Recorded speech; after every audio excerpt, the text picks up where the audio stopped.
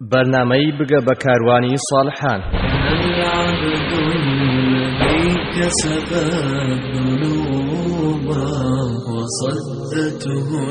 خۆری تەمەن وا خەریکە هێواش هێواش بەرەو ئاوابوون ملدەنێ تاکو شەوگار عەبای ڕەشی بەسەر ڕووتاندا نەهێناوە و تارمایەکان نەبوونەتە هاو بەشی ڕێت وەرە و دەست خەباوەشی خۆر وەرە و تاوێ لەگەڵماندا مەینەتیەکانی ژیان جێبێڵە و هاوسەفەری کاروانمان بە کات درەنگە و تەمەن فریای ڕێناکەوێ لەگەڵمان بە و بگە بە کاروانی ساڵحان.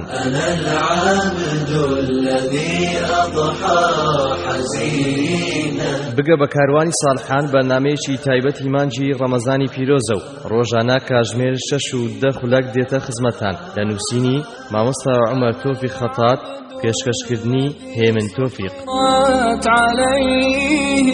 لە بەشی دووەمی کتێبەکە دەگەین بەوەی ساڵحان چۆن سەیری خۆیانیان کردووە. لە 6 جێدا باسییان دەکەین. لە بەشی یەکەم خۆیانیان بەدڵ نەبووە. مرۆڤی مسلمان بەو پەڕی توانە هەوڵی ئەوە دەدات گوێڕالی خوای پەروەردگار بێت و خۆی لە حەرام و قەدەغیراوەکانیشی بپارێزێت کە خەڵکی لە دوورەوە بۆی دەڕوانن بە چاوێکی زۆر قورس و ڕێزەوە سەیری دەکەن. بەڵام ئەو خۆی باش دەناسێت، خۆی نرخی خۆی باش دەزانێت کە هیچ جیاوازیەکی نییە لەگەڵ خەڵکانی تێدا تا لە ڕۆژی قیامەتدا کار دوەردەگرێتەوە و ئەو کاتە شایانی ئەوەیە خۆی هەڵبنێت و کارتەکەی بەرز بکاتەوە و بڵێ سەیرکەن من چخوا ناسێک بووم لە دنیا، ئای کە شەو نوێژ و ڕۆژ و خواپەرستی زۆرم بووە، سەیرکەن چ پیاوێکی مەزن بووم کەچی ئەوە نەتان دەناسیم، خۆیشم نەمزانیوە شایانی ئەم پلە بەرزەم، هەرچەندە گومانم بوو کە خوا پاداشتی کردە و چاکانم دەداتەوە وەک لە قورئاندا خوای پەروەردگار لە سوڕەی ئەلحاقا ئاەتی 19 و 20 دەفەرمێت: فأما من أوتي كتابه بيمينه فيقول هاؤم اقرءوا كتابيه إني ظننت أني ملاق حسابيه فهو في عيشة راضية في جنة عالية قطوفها دانية كلوا واشربوا هنيئا بما أسلفتم في الأيام الخالية. واتا هەر کەسێک خوا بۆی بکات و لە ڕۆژی قیامەتدا نامەی کردەوەکانی بدەن بەدەستی ڕاستیەوە کە لە ساحەی مەحشەردا هەر کەسێک کارتەکەی درا بەدەستی ڕاستیەوە ئەوە دەرچووە و هەر کەسیش درا بەدەستی چەپیەوە خوا بمان پارێزێت ئەوە لە تاقیکردنەوەکانی ژیانی دنیادا کەوتووە و هەموو خەڵکی بەو کارەدا دەزانن کێ دەرچووە و کێش کەوتووە. جا دەرچووەکە بە هەموو دەنجی هاوار دەکات و ڕوو دەکاتە ئەو ملیارەها کەسەی لە ساحەی مەحشەردا بەڕوت و قوتی وەستاون و چاوەڕێ لێپرسینەوەن. پێیان دەڵێت ئەها نمرەکان چەند بەرزن، دەسەیرکەن دەبی خوێنەوە، من خۆم گومانم دەبرد کە ئاکامەکەم بەم ئەنجامە جوانە دەگات. بەڵام گشتی خەمی خۆیەتی و یەک کەس نییە بیپڕژێتە نمرەکانی بخوێنێتەوە. خوای عەزەوەجەل پێمان دەفەرمێت کەستان بە نوێژ و ڕۆژ و خواپەرستیەکانتانەوە نەنازن بەسەر خەڵکیدا، چێ دەڵێ دڵتان خاوێن بۆتەوە و شایانی لێبوردنی پەروەردگاری جیهانن، ئاخر خۆ هێشتا کار نەدراوەتەوە، چێ دەڵێ لێتان وەرگیراوە. هەروەکو خودای پەروەردگار لە سوڕەی ئەننەجم ئاەتی 32 دەفەرمێت: فلا تزكوا أنفسكم هو أعلم بمن اتقى. واتا خوای عەزەوەجەل دەفەرمێت ئەی مسلمانان خۆتان بە چاک و پاک و بەرز و لە خواترز مەزانن کەوە دەبێتە هۆی لە خۆبایی بوون، بەڵکو تەنها خوا خۆی دەزانێت چێ پاک و لە خواترسە. گوێ بگرە بۆ ئەم وتوێژە ناسکەی نێوان دایکمان عائیشە ڕەزای خوای لێبێت و پێغەمبەر خۆشەویستەکەمان صلی الله علیه وسلم کە چۆن و چەند مەفهومێک بۆ خێزانی ڕۆشن دەکاتەوە. کاتێکە دەپرسێت لێی و دەڵێت ئایا ئەو کەسانەی کە گونەهبارن و دزی و شتی تر دەکەن ئەو ئاەتە دەیانگرێتەوە کە دەفەرموێت ئولائیکە یوسارعون فی الخەیرات. عایشە ڕەزای خوا لێبێت دەڵێت لە پێغەمبەری خوام صلی الله علیه وسلم پرسی دەربارەی ئەو ئاەتەی کە دەفەرمێت ئولائیکە یوسارعون فی الخەیرات، واتە ئەوانەی پێشبڕچەی یەکتری دەکەن لە کاری چاکەدا. ئایا مەبەستی ئەو کەسانەیە ئارەق دەخۆن و داوێن پیسی و دزی دەکەن؟ پێغەمبەر صلی الله عليه وسلم لە وەڵامدا پێی فەرموو نا ئەی کەچی سدیق بەڵکو ئەو کەسانت دەگرێتەوە کە ڕۆژوو دەگرن و نوێژ دەکەن و پارە دەبەخشن و کەچی لە هەمان کاتدا ترسی ئەویان هەیە خوالیان وەرنەگرێت و ڕەنجەڕۆ ببن ئەوانن لە پێشبچەی کاری چاکەدەن.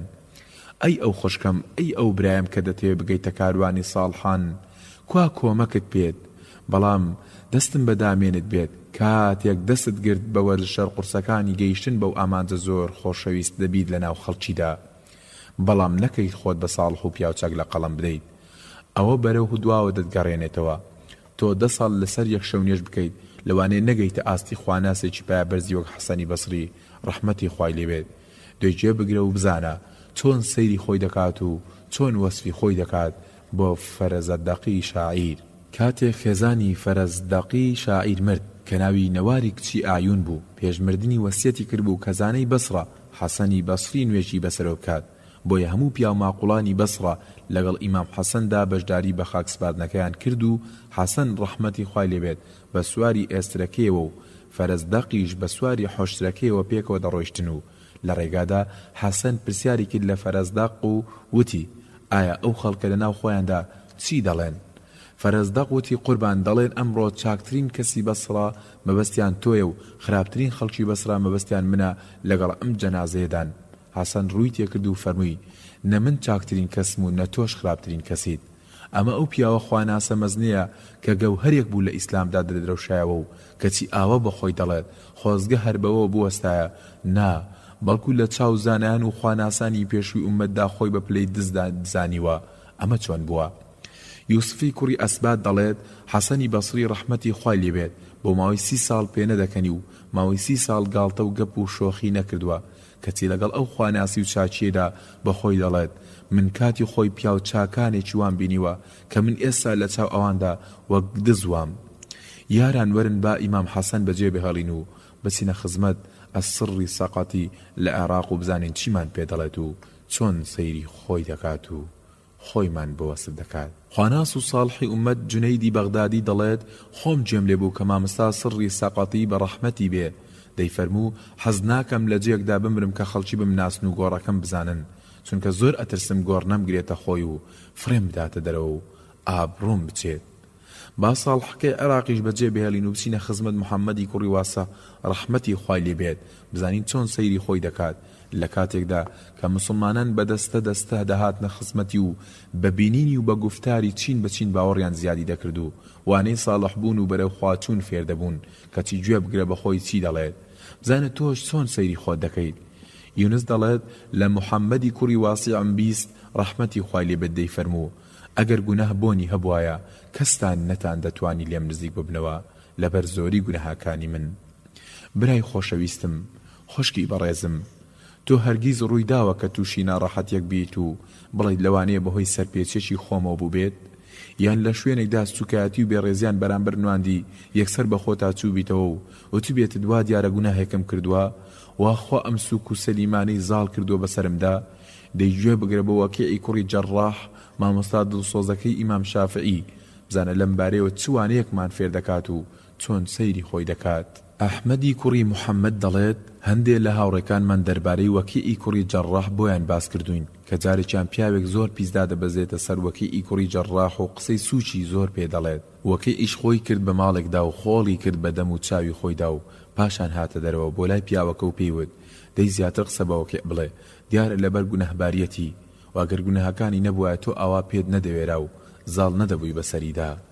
براکەم خوشکەکەم لەم ڕێگایەدا کە تۆ گرتوتە بەر و دەتێت هەڵسوکەوتی بەرزی ساڵحان زیندوو بکەیتەوە لە ناو خەڵکدا زۆر خۆشەویست دەبیت و لە ڕادەبەدەر ڕێزت دەگرن و بە گەورە سەیرت دەکەن. دەیدەستن بەدامێنێت و هێشتا لە دوای کاروانەکەیت و لە خۆت بایی نەبیت و فو نەکەیتە خۆت بەڵکو گوێ بگرە بۆ ئیبن عومەر خواری ڕازی بێت و بزانە بە چ شێوەیەکی جوان و پەروەردەی وەڵامی کابرا عێراقیەکە دەداتەوە و خۆی لەو ئاستە نزمتر دەکاتەوە کە ئەو پیاویستی بەرزی بکاتەوە و تۆش لە خۆڵی ساڵح بووندا زۆر ئاگات لێ بێت. ئەبیلوازە دەڵێت جارێکیان بە ئیبن عومەرم وت خەڵکی وەزعیان لە باشیدایە تا خوا تۆیان لەناو بێهەڵێت. ئیبن عومەر خوا لە خۆی و باوکی ڕازی بێت زۆر ناڕەحەت و تووڕە بوو بە بیستنی ئەو وتێ و پێی ناخۆش بوو بۆ پێیوت من وا ئەزانم تۆ عراقیت و عراقیش لە خۆیانەوە بێبەڵگە قسە دەکەن. ئەجینا تۆ چوزانیت ئەم کوڕەی دایکت مەبەستی خۆی بوو چوو ئەودی و دەرگای حەوشەکەی ماڵەوەیان چی دەکات و چی ناکات. لەگەڵ خواپەرستی و شەونێژ و ڕۆژی سونەت و قورئان خوێندن و ذیکر و کاری چاکەکاریەکاندا هەر ترسی ئەوەت هەبێت کە لە ڕۆژی قیامەتدا لە بەردەمی خوای جیهانیاندا دەوەستیت و چێ دەڵێ ئەو کردوانت ئەوەندە ئیخلاسیان تێدا بووە کە لێ دوەرگیرابن و ڕزگار بوویت. چونکە گوێ بگرە بۆ ئیبن مەسعود خوا لێ ڕازی بێت بزانە لە بەرامبەر قسەی ئەو پیاوەدا کە وتی من پێم خۆش نییە لە ئەصحاب الیەمین بم بەڵکو پێم خۆشە لە مقەرریبین بم واتە زۆر لە خواوە نزیک بم. مەسروق دەڵێت پیاوێک لە لای هاوڵی شیرینی پێغەمبەرمان محەممەد صلی الله عليه وسلم عەبدوڵڵای کوڕی مەسعود دانیشت بوو وتی من پێم خۆش نییە لە بەهەشدا لە پلەی ئەصحاب الیەمیندا بم بەڵکو پێم خۆشترە کە لە ڕیزی زۆر نزیکەکانی خوددا بم کە مقەرریبینن. بەڵام قوتابەکەی قوتابخانەی پێغەمبەری خوا صلی الله عليه وسلم جۆرێکی تر تێگەیشتووە لە ڕۆژی سەختی قیامەت. بۆیە هەر لەوێدا دەڵێت بەڵام ئالێرەدا پیاوێک هەیە مەبەستی خۆی بوو حەز دەکات کە مرد ئیتر زیندوو نەکرێتەوە و لە بەردەمی لێپرسینەوەی خوادا ڕانەوەستێنرێت. ساڵحان زۆر حەزیان بە ناوی زل و دێی وێران نییە و حەز ناکەن بە ناوی گەورە بانجیان بکەیت. ئایا تۆش وایت؟ دەی هەر کاتێک من و تۆش وامان لێهات ئەوە کەوتونێتە سەر ڕێگای کاروانی ساڵحان و لەوانەیە ڕۆژێک گیان گرینەوە لەگەڵ خۆیان بمان بن. دەسەیری شعبی بکە ڕەحمەتی خوای لێبێت و بزانە لەگەڵ ئەوەی کە دەریایەکی قوڵ بۆ لە زانست و فتوادا کەچی خۆی بەزانا نازانێت. عامیری کوڕی شەڕاحبیلی شەعابی کە ئەستێرەیەکی گەشاوەی سەردەمی خۆی بووە لە زاناییدا کەم وێنە بووە و زانستی عایشە و ئیبن عومەر و سعدی کوڕی ئەبی وەقاس و عەمری کوڕی عاسی هەڵگرت بوو. کەچی دەربارەی خۆی دەڵێت ئێمە زانە و فقهزان نین بەڵکو ئێمە هەندێ فەرمودەمان بیستووە و پاشان بۆ ئێمان گێڕاوەتەوە. بەڵام زانەی ڕاستەقینە ئەو کەسانن کە زانیاریەکیان وەرگرت یەکسەر بەکردەوە کاری پێدەکەن. لە کاروانی ساڵح بووندا دەبێت هەردەم بڕۆینە خزمەت گەورەی باوەڕداران عومەری کوڕی عەبدولعەزیز و بتوانین ئەو وانە قورس و وەرزشە ناڕەحەتە ئەنجام بدەین و وامان لێبێت گومانیەوە بکەین کە خراپین و خۆمان بە پۆخڵەوات بزانین لە چاو پیاوچاکان و خواناسە مەزنەکانی مێژووی دوور و درێژی ئیسلامدا. با پێکەوە گوێ بگرین بۆ ئەو گفتوگۆی نێوان خەلیفەی نێوخواز و مزاحیمی هاوکاریدا کە چۆن عومەر دەترسێت لە خراپەکارانی ناوشاری مەدینە بێت. عومەری کوڕی عەبدولعەزیز و مزاحیمی هاوڕێی لە شاری مەدینە دەرچوون بەرەو دیمەشقی پایتەختی خلافەتی ئەمەویەکان و لە قەراغی شاردا لای کردەوە بەلای مەدینەی پڕ لە نوردا و بە مزاحیمی وت زۆر ئەترسم لەو کەسانە بین من و تۆ کە مەدینە تووڕیان دەدات دەراوە لەبەر خراپیان. مەبەستی لەو فەرمودەی پێغەمبەری خوایە صلی الله عليه وسلم کە دەفەرمێت شاری مەدینە وەک کوورەی ئاسنگەر وایە و پۆخڵەوات فڕێ دەداتە دەرەوە چونکە قیامەت نایەت تا مەدینە خراپەکانێنی دەرنەداتە دەرەوە وەک چۆن کوڕەی ئاسن پۆخڵەواتی ئاسنەکان فڕێ دەداتە دەرەوە. ئەی شوێن کەوتەی ڕاستەقینەی ڕێبازەکەی محەممەد صلی الله عليه وسلم ئەی ئەو کەسەی کەوا دەتێت بێ ڕێزی ساڵحان ئەی ئەو کەسەی دەتێت خۆت ساڵح بێت و خێزانەکە ساڵح بێت و کچ و کوڕەکانت و خوشک و براکانت ساڵح دەربچن. خوا یارمەتی دەربێت مادەم نیەت دوایە یەکێک لە نیشانەکانی ئەوەی کە لە کاروانی ساڵح نزیک بوویتەوە خەریکی دەچیتە ناویانەوە ئینشاء الله. ئەگەر بگەیتەوە ئاستەی کە پێت ناخۆش بێت و خەفەتبات بیت ئەگەر گوناهێکت لە دەست دەرچوو تاوانێک و سەرپێچێکی پەروەردگارت ئەنجامدا بەدەم و چاوی خەمبارتەوە دیار بێت و خەڵکی لە دوورەوە هەست بکەن کە هەڵەیەکت ئەنجامداوە و خەفەتی پێدەخۆیت و پێکەنین و قسەی خۆشت بۆ نایێت تا تەوبەیەکی ڕاستەقینی لەسەر نەکەیت و چەندان کردەوەی جوانی بکەیت بە شوێنیدا. ئایا چی دەکەی کاتێک نەزەرێکی حەرام یان غەیبەتێک یان دڵی عاجزکردنی کەسێک یان پەنا بەخوا نوێژێکت بفەوتێت پێی خەفەتبار بوویت؟ دەی ئەوە نیشانەیەکی زۆر چاکە. عەبدوڵواحید دەڵێت لەگەڵ کۆمەڵێک لە هاوڵانمدا چوین بۆ سەردانی ئافرەتێکی خواناز لە گەڕەکێکی شاری بەسڕە تا سڵاوی لێ بکەین و هەواڵی بزانین. پیانوتین مەڕۆن چونکە ناتوانن بیبینن. وتمان بۆچی ناتوانین؟ وتیان ماوەی 3 ڕۆژە دەرگای لەسەر خۆی داخستەوە و هەر دەگری. وتمان ئاخر بۆچی وای بەخۆی کردووە؟ وتیان چونکە مێرولەیەکی کوشتووە. ساڵحان لە هەموو سەردەمێکدا نمونە و سەرمەشق بوون بۆ خەڵکە خواناسە ئاساییەکان و لەسەروی هەموو ساڵحانەوە پێغەمبەران کە هەموو قۆناغەکانی ساڵح بوونیان بڕیوە و هەموو ساڵحانی دوای ئەوان لەوانە تیشکیان وەرگتووە. ئەوە یوسف پێغەمبەر عەلەیهی سەلام لە لای فرعونی میسر ئامین حوتەبی لاو دا خۆی بەوە نازانێت کە زۆر بێتاوانە و لە گۆڵ بەریئترە، هەرچەندە وایش بووە و نایەوێت خەڵکی تاوانبار بکات لەسەر حیسابی پاچی خۆی. نا، بەڵکو نیازێکی تری هەبوو، وەک لە قورئاندا هاتووە خی گەورە دەفەرموێت: وما أبرئ نفسي إن النفس لأمارة بالسوء إلا ما رحم ربي إن ربي غفور رحيم. واتا پاش ئەوەی کە یوسف عەلەیهی سەلام هەر چۆنێک بوو هەلی بۆ هەڵکەوت تا پاچی و بێتاوانی خۆی بۆ هەموو گەلی میسر بسەلمێنێت و بەس، نەک مەبەستی ناوزڕاندن و لەکەدارکردنی کەسی تر.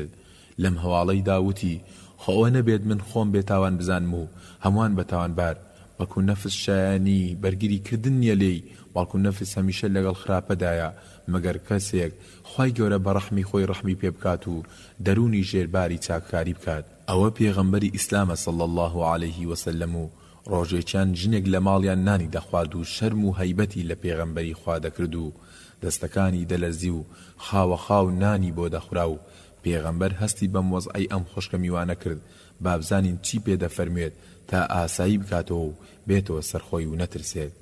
پێغەمبەری خوا صلی الله عەلەیه وسلم ڕووی کێدا ئەو ژنە و پێی فەرموو: ترس و لەرز لەسەر خۆت لابە، من چێم چکە لەوەی کە من کوڕی ئەو ژنم کە کاتی خۆی لە مەککەدا تریتی دەخوارد. برای ساڵحم، خوشکی ساڵیحم، لە هەر ئاستێکی زانستیدای زۆر ئاسایی بێت لەلات ئەگەر لە مەسەلێکدا شارەزا نەبوویت.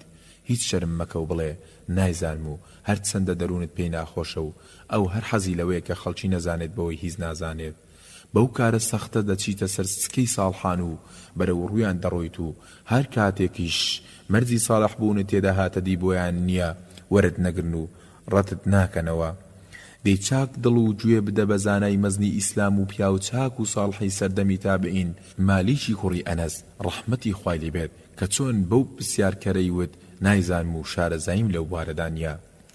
ئیبن المەهدی دەڵێت پیاوێک پرسیارێکی شەرعی کرد لە مالیک و ئیمامیش فەرمووی وەڵامی ئەو پرسیارەی تۆ باش نازانم. پیاوەکەش وتی لە فڵان و فڵان شوێنی دوورەوە هاتوومە خزمەتی تۆ بۆ ئەو پرسیارە کەچی تۆ بە ئاسانی دەڵێیت نایزانم. ئیمامیش ڕووی تێکرد و لەسەر خۆ پێی فەرموو دەی زۆر باشە ئەگەر گەڕایتەوە بە وڵات و شارەکەی خۆت بڵێ کە من وتومە باش نازانم وشەی نازانم بۆ وەڵامی ئەو شتانەی کە شارەزایید نیاتیایدا لە لای جێل و گەوار و خەڵکە سادەکە کەمێک پێی دەشکەیت، بەڵام ئەوە هیچ نییە لە چاو ئەو شەخسیەتە گەورەی کە لە لای زانایان بە چاوی قورس سەیری دەکەیت. دووبارە دەتان بەمەوە خزمەتی عەبدوڵای کوڕی مەسعود ڕەزای خوای لێبێت و بزانین چۆن بۆ خۆی ڕوانیوە لە کاتێکدا کە مامۆستای شاری کوفە بوو و سەدان زانە لە سەردەستی ئەو پەروەردەکراون کەچی گوێ بگرێ بە خۆی دەڵێت چی ئیتر بزانم من و تۆ کە دەمانێت وەرزشی قورسی ساڵح بوون جێبەجێ بکەین بە خۆمان چی بڵێین. حاریثی کوڕی سوەید دەڵێت عەبدوڵای کوڕی مەسعود خوا لێ ڕازی بێت دەفەرموێت ئەگەر وە خۆم بتان ناسیمایە خۆڵتان دەکرد بەسەرمدا. ئەی خوا لێ ڕازی بێ، ئەی هاوڵە نازدارەکەی پێغەمبەری نازدارمان صلی الله علیه وسلم، تۆ هەموو ژیانت بەخشی بەخوا و ژیان لە خزمەت پێغەمبەر و ڕێبازە پاکەکەیدا و دەروماڵت خواناسی بووە کەچی ئاوا بۆ خۆت دەڕوانین.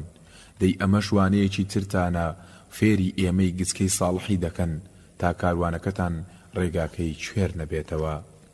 ئەمەش عەلی کوڕی فوضەیلی کوڕی ئیادا پەروەردەکراوی دەستی باوچێتی فوضەیلی خواناس و مسلمان فوضەیلی گەورەی ساڵحان زنجیری ساڵحیەت لە خۆیاندا قۆرغ ناکەن، خۆیان لەگەڵ خوادا ڕێک ناخەن کەچی کوڕ و کچەکانیان لەناو دەریایەک غەفڵەت و بێ ئاگاییدا دەژین. نا، بەڵکو وایان لێ دەکەن کە پێشبڕکێ لەگەڵ باوچیاندا بکەن لە شەو نوێژ و خواناسیدا وەک ئەم نمونێ جوانە. محەممەدی کوڕی حەسەن دەڵێت عەلی کوڕی فوضەیلی کوڕی ئیاض ڕەحمەتی خوای لێ بێت لەگەڵ باوچیدا شەو نوێژی دەکرد تاوەندە ماندوو دەبوو کە بە سنگە خشە دەچوە ناو جێگەکەی خۆی و بۆ حەوانەوە. لەگەڵ ئەوەشدا لایەکی دەکردەوە بۆ لای باوچی و پێیدەوت خواناس و ساڵحانن پێشم کەوتون. بابەجان سەرمەشق و گەورە ساڵحی ئیسلام عومەری کوڕی خەتاب ڕەزا و ڕەحمەتی خوای لەسەر بێت کاتێ دەچوە سەر مینبەر بۆ وتاری هەینی یەکەمین وشەی دانانی خۆی بوو بە لاوازی و چروکی تند و تیژی خۆیدا و لەخوا دەپاڕایەوە ئەو ڕەوشتانی تێدا نەمێنێت. دەی ئایا من و تۆ هەوڵی ئەوە نەدەین ڕەوشتە نەخوازراوەکان لە خۆمان داڕنین و یان داوامان کردووە لەخوا کە لە کۆڵمانی بکاتەوە. جامعی کوڕی شەداد دەڵێت باوکم وتی یەکەمین وتەی عومەری کوڕی خەتاب ڕەزای خوا لێ بێت کە دەچوە سەر مینبەرەکەی بۆ وتاردان دەیوت ئەی پەروەردگارم من زۆر تند و تیژم نەرمم بکە و لاوازیشم بەهێزم کە بەخیل و چروکم سەخی و دەستم بڵاو بکە. ئەمەش بیشری حافیە ڕەحمەتی خوا لێ بێت و کاتێک زیانێکی پێدەکات یان کەسێکی خۆشەویستی دەمرێت یەکسەر خۆی تاوانبار دەکات و بە خۆی دادەچێتەوە. ئەو کارە ساتە دەبێتە چاکبوونی و بەرزبوونەوەی زیاتری ئاستی ساڵحیەتی، نەک وەک هەندێ باوەڕ لاواز کە کاتێک تووشی زیانێک دەبن یان کەسێکی نزیکیان دەمرێت چەندان بۆڵە بۆڵ و قسەی نابەجێ دێت بە دەمیاندا و چەندان ناشکریدا دەبڕن. بەڵام بەشتی حافی بە پێچوانەوە دەکات وانێکی گەورەشمان فێر دەکات کە لە کاتی نەهامەتی و زیان و ناڕەحەتیدا چی بکەین چی بڵێن کە خوامان لێ نەڕاتجێت. محەممەدی کوڕی یوسفی جەوهەری دەڵێ لە بشری حافیم بیز ڕەحمەتی خوای لێبێت کاتێک کە خوشکێکی مرد وتی ئای کە بەندە هەر کاتێک کەم تەرخەمی و سستی بنوێنێت خوای گەورە ئەو کەسانەی کە ئەو دڵی پێیان خۆشە لێی دەسێنێتەوە و دەمرن. جا خۆشکی بەڕێزم برای خۆشەویستم ڕێگای ساڵح بوون بگرە بەر چاوەڕوان مەکە و مەیدە دەست کاتێکی تر و هەر لەم ساتەوە کە ئەم بابەتە گرنگە گوێ لێ دەبێت و تەوبە بکە و کردەوەی زۆر جوان و ڕەوشتی بەرز بنوێنە. جا لەو مەیدانەدا شتی سەیر و خۆش و سەمەرەی زۆر دەبینیت و ئەگەر پێیان زانیت کە تۆ کەوتویتە سەر سگەی ساڵحان و خۆشیان ویستی و ئاواتیان پێدەخواستی تۆ زیاتر بۆ خۆت بگری و بڵێ من خۆم هەڵواسیەوە بە شەمەندەفەری ساڵحاندا و هێشتا نایڵن بچمە ژوورەوە کەچی خەڵکی حسابێکی زۆر گەورەترم بۆ دەکەن و ئەو کاتە زیاتر بە خۆدا چونۆ دەکەیت و هەوڵ دەدەی بچیتە ناو شەمەندەفەرەکەوە. ئەوانیش دەستت بۆ کێش دەکەن و دەتبەنە ناو خۆیان. بابزانین بیشتی کوڕی حارث چی کرد کاتێک سەرخۆشێک باوەشی پێدا کرد و تێرماچی کرد. محەممەدی کوڕی قودامە دەڵێت بیشتی کوڕی حارث ڕەحمەتی خوای لێ بێت جارێکیان سەرخۆشێک گەیشت پێی لە ڕێگایەکدا و پەلاماریدا و باوەشی پێدا کرد و دەستی کرد بە ماچکردنی و بیشری سەرسام بوو لەو کارە و لە خۆی دووری نەدەخستەوە. کاتێ سەرخۆشەکە بیشری بەردا ڕۆیشت و چاوەکانی بیشر پڕ بوون لە ئاو و بەدەم گریانەوتی پیاوێک دێت و پیاوێکی خۆش دەوێت لە بەرگومانی چاکە کە پێی دەبات چێ دەڵێ کەسی خۆشویست کە سەرخۆشەکە بوو لەبەر ئەو دڵە پاکونیەتە خاڵسەی ناچێتە ڕیزی ڕزگار بووان و خۆشەویستراویش کە بیشرە چێ دەزانێ حاڵی چۆن دەبێت لە دیوەخانی خوا.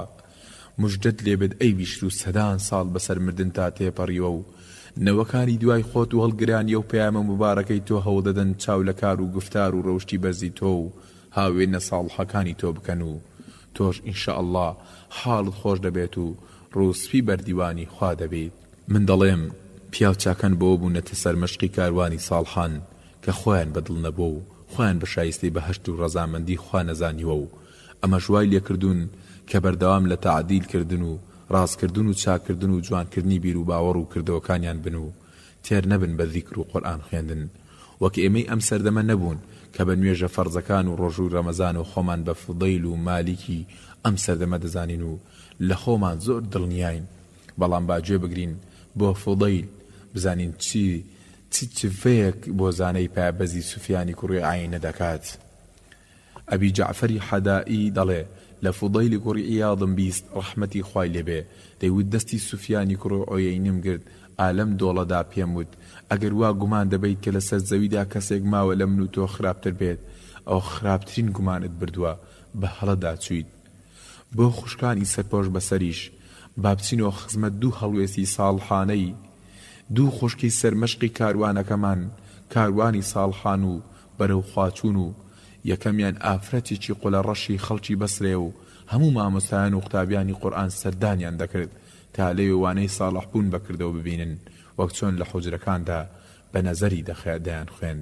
ساڵحی کوڕی عەبدولکەریم دەڵێ ئافرەتێکی ڕەشپێستم بینی لە بەسڕا خەڵکی چواردەوریان لێدا بوو ئەویش خەریکی خواناسی خۆی بوو هەرکەزانی چواردەوریان لێداوە هەستا و چووە ماڵێکی ترەوە هەموو خەڵکەکەش بە دوایدا چوونە ژوورەوە و هەر لە خواناسی و بەنداتیەکانی وردەبوونەوە و چێژی ئیمانیان لێوەردەگرت. و منیش لێی نزیک بوومەوە و پێم وت ئایا لەوە ناترسیت غرور ڕوت تێبکات و لە خۆت بگۆڕیت؟ ئافرەتەکە سەری هەڵبڕی و سەیرێکی کردم و پاشان وتی مرۆڤ چۆن بەکردەوەیەک مەغرور دەبێت کە هێشتا نازانێت لێی وەرگیراوە یان دەدرێتەوە بەناو چاویدا. ئافرەتی دووەم ئەستێرە پرشنگدارەکەی ئاسمانی ساڵحانە کە ناوی ڕابیعی عەدەویە ڕەحمەتی خوای لێبێت، کە هەر کاتێک ناوی ڕابیعی عەدەوی دێت یەکسەر فکر و خەیاڵ و هزرت بۆ لای ئافرەتێکی لە ڕادەبەدەر ساڵحە دەچێت. دەی هەمیشە داوای لێخۆشبوونی لەخوا کردووە لەسەر ئەو بەڵێن و قسە زۆرانەی کە کردوویەتی ڕاستی نەکردووە و نەیبردووەتەوە سەر و هەمیشە ئەستەغفیرڵڵای کردووە. عەباسی کوڕی وەلید دەڵێت ڕابیعی عەدەویە ڕەحمەتی خوای لێبێت دەیوت داوای لێخۆشبوون دەکەم لەخوا لەبەر کەمی ڕازگۆییم لە قسەکانمدا و دەڵێم ئەستەغفیرڵڵاه. ئەگەر خەریکی کارێکی خێر بوویت و کردەوەی جوانت دەروان لە خۆت بایی نەبیت، بەڵکو بە پێچەوانەوە بڵێت چەندان کاری چاکە هەیە کە هیچیانم نەکردووە و لە مندانین، هەوڵدەی لە خۆتدا بیانهێنیتە دی. ئەمە یونسی کوڕی عوبەید ڕەحمەتی خوای لێبێت ئەوەندە خۆی بە کەمتەرخەم دەزانێت کە من و تۆ هەرگیز ناوێرین وا بکەین.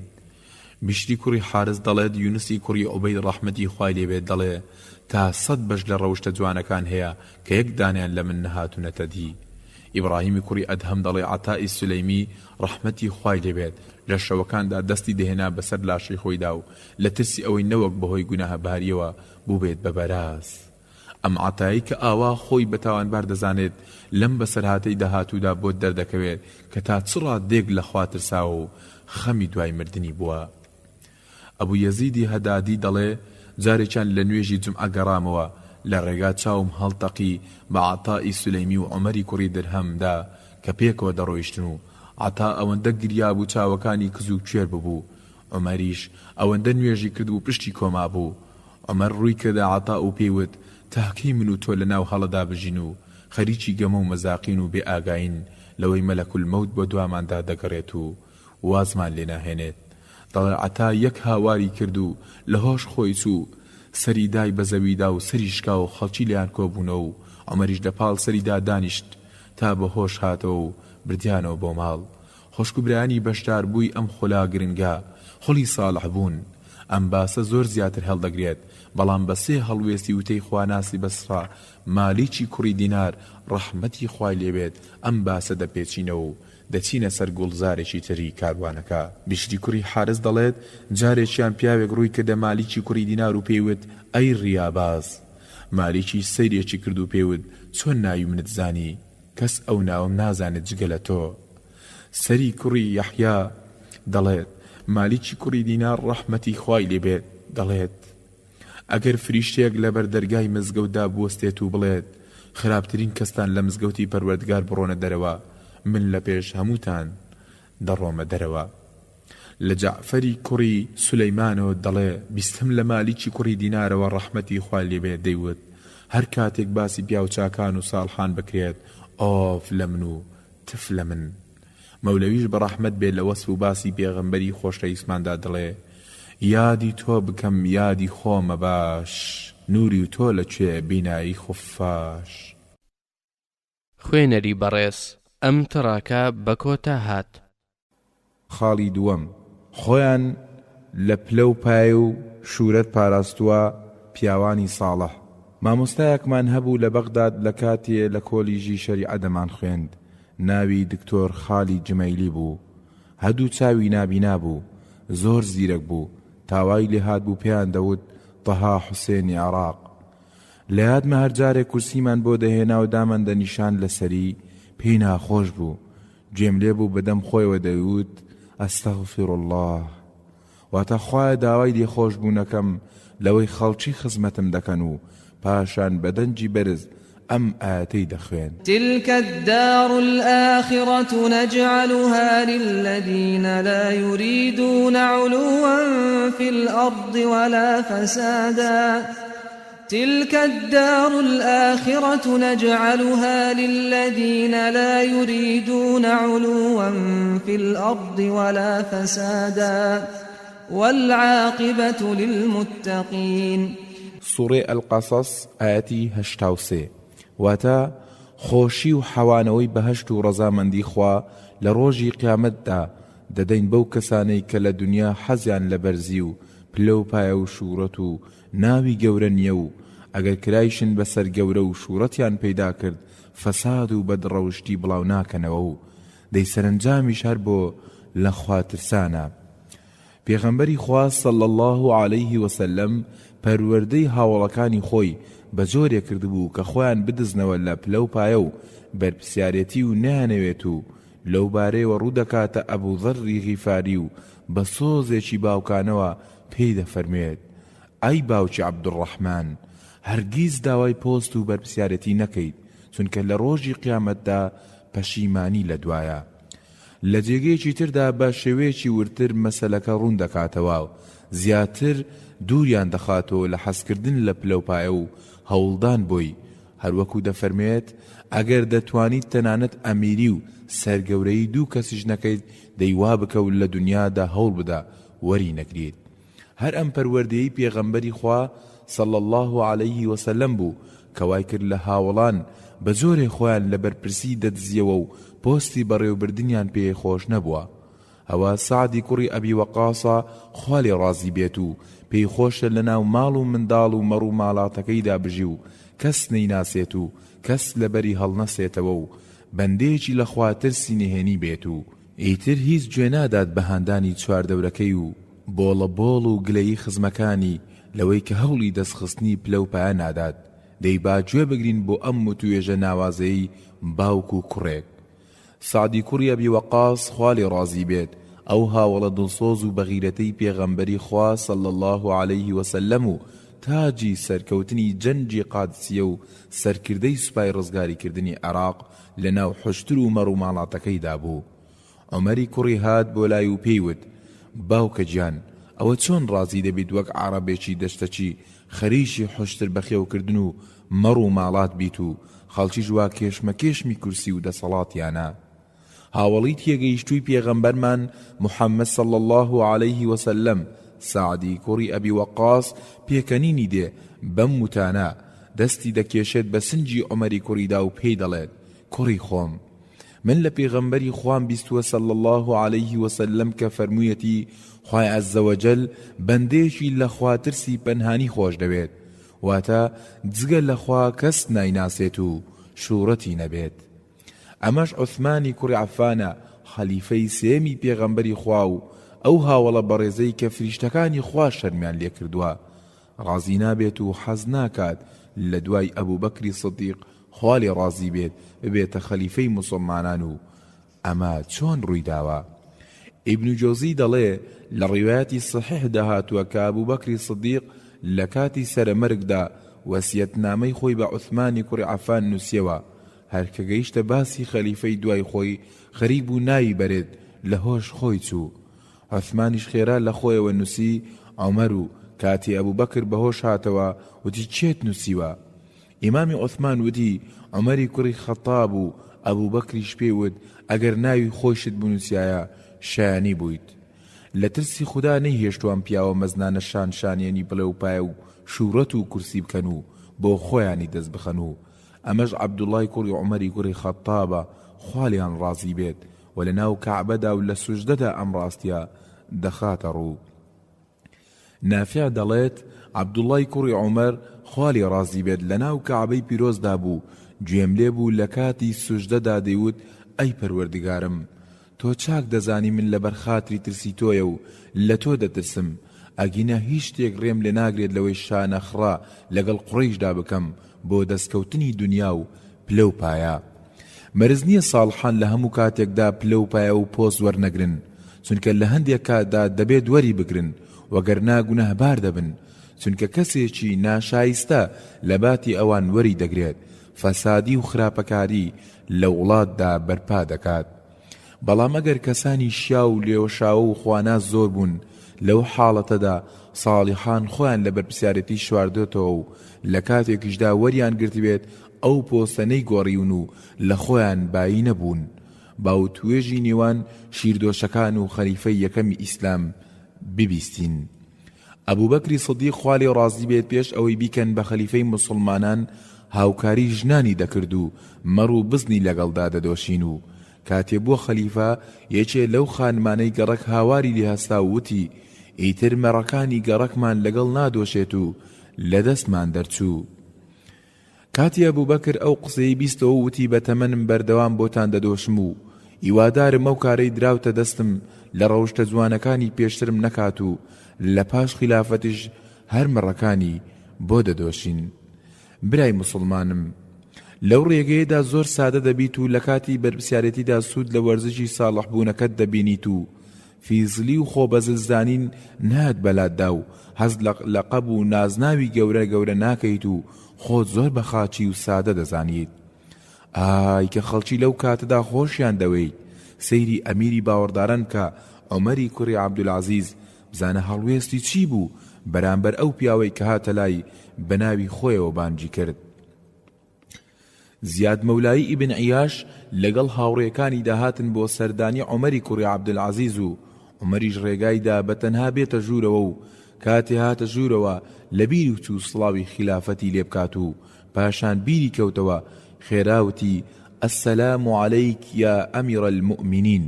عومەریش فەرمووی یەکەم سڵاوت هیچ عیبێکی نەبوو، هیچ زیانێکی نەبوو. پاشان لەسەر کورسی خلافەتدا بەزیە سەر زەویەکە و وتی من زۆر لەوە گەورەترم کە لە شوێنێکدا دابنیشم بەرزتر بێت لە ئاستی زیاد.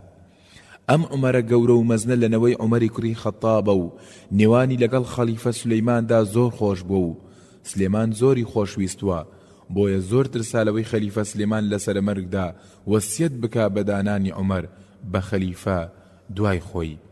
بۆیە لەرزی لێ هات و بە خێرا خۆی گەیاندە ڕەجا و ئەم وتوێژە کەوتە نێوانیان. ڕەجای کوڕی حەیوا کە وەزیری زۆرێ لە خەلیفە ئومەویەکان بوو و پیاوێکی ساڵح و بۆ خواژیاو بووە.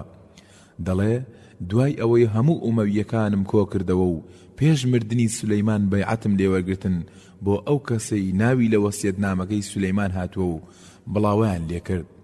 یەکسەر عومەری کوڕی عەبدولعەزیز وەک ئەوەی بڵێ دڵی خەبەری دابێت کە ناوی ئەو بێت، بۆیە بەپەلە هات بۆ لام و وتی ئەی ئەبا مقدام، پەیوەندێکی دۆستانە هەبووە لە نێوان من و سولەیماندا و زۆر چاک و بەبەزەی بووە لەگەڵ مندا و زۆر دەترسم نای منی نووسیبێت و خلافەتی دابێت بەسەر مندا. دەیتۆ ئەو خوایە و لەبەر خاتری ئەو سۆز و خۆشەویستیی نێوانمان و ئەو نهێنیم پێ بڵێ تا کار لە کار نەترازاوە بڕۆم بڵێم داوای لێبوردن دەکەم و بیدە بە یەکێکی تر تا زووە و کۆچی دوایی نەکردووە، دوایی پەلە قاژەکردنم هیچ سوودی نابێت. ڕەجا دەڵێ وتم والله یەک پیتت پێ ناڵێم. عومەر زۆر بە تووڕەیەوە ناوچاویدا بێکدا و جێی هێشتم. سبحان الله، تەنها مسلمانە تێگەیشتوەکان ساڵحان بۆ خوا سڵحاون ئەم هەڵوێستە مەردانەیان لێ دێت. ئەجینا زۆر کەسێ لە دیندا شارەزایە و علومی شەرعی خوێندووە بەڵام نەچوەتە ناو کاروانی ساڵحانەوە، بۆی ئەگەر پۆستێکیشی لێ بسەنیتەوە لە داخاندا دەست لە کار دەکێشێتەوە. بەڵکو لەم ڕۆژەدا هەوڵی کڕینی دەنگەکانی ژەدات و تەحالوفاتیش دەکات بۆ ئەوەی دەربچێت. ثابتی کوڕی ئەقڕەم ڕەزای خوای لێبێت چاک تێگەیشت بوو لە ئیسلام، بۆیە خۆی دەشاردەوە لە وەرگرتنی سەرکردەی و لە جەنگی مؤتەدا و لە ناوگەرمەی تەقەتەقی شمشێردا ئەم وانە مەزنەمان فێر دەکات و ئاڵاکە دەداتە دەستی خالیدی کوڕی وەلید.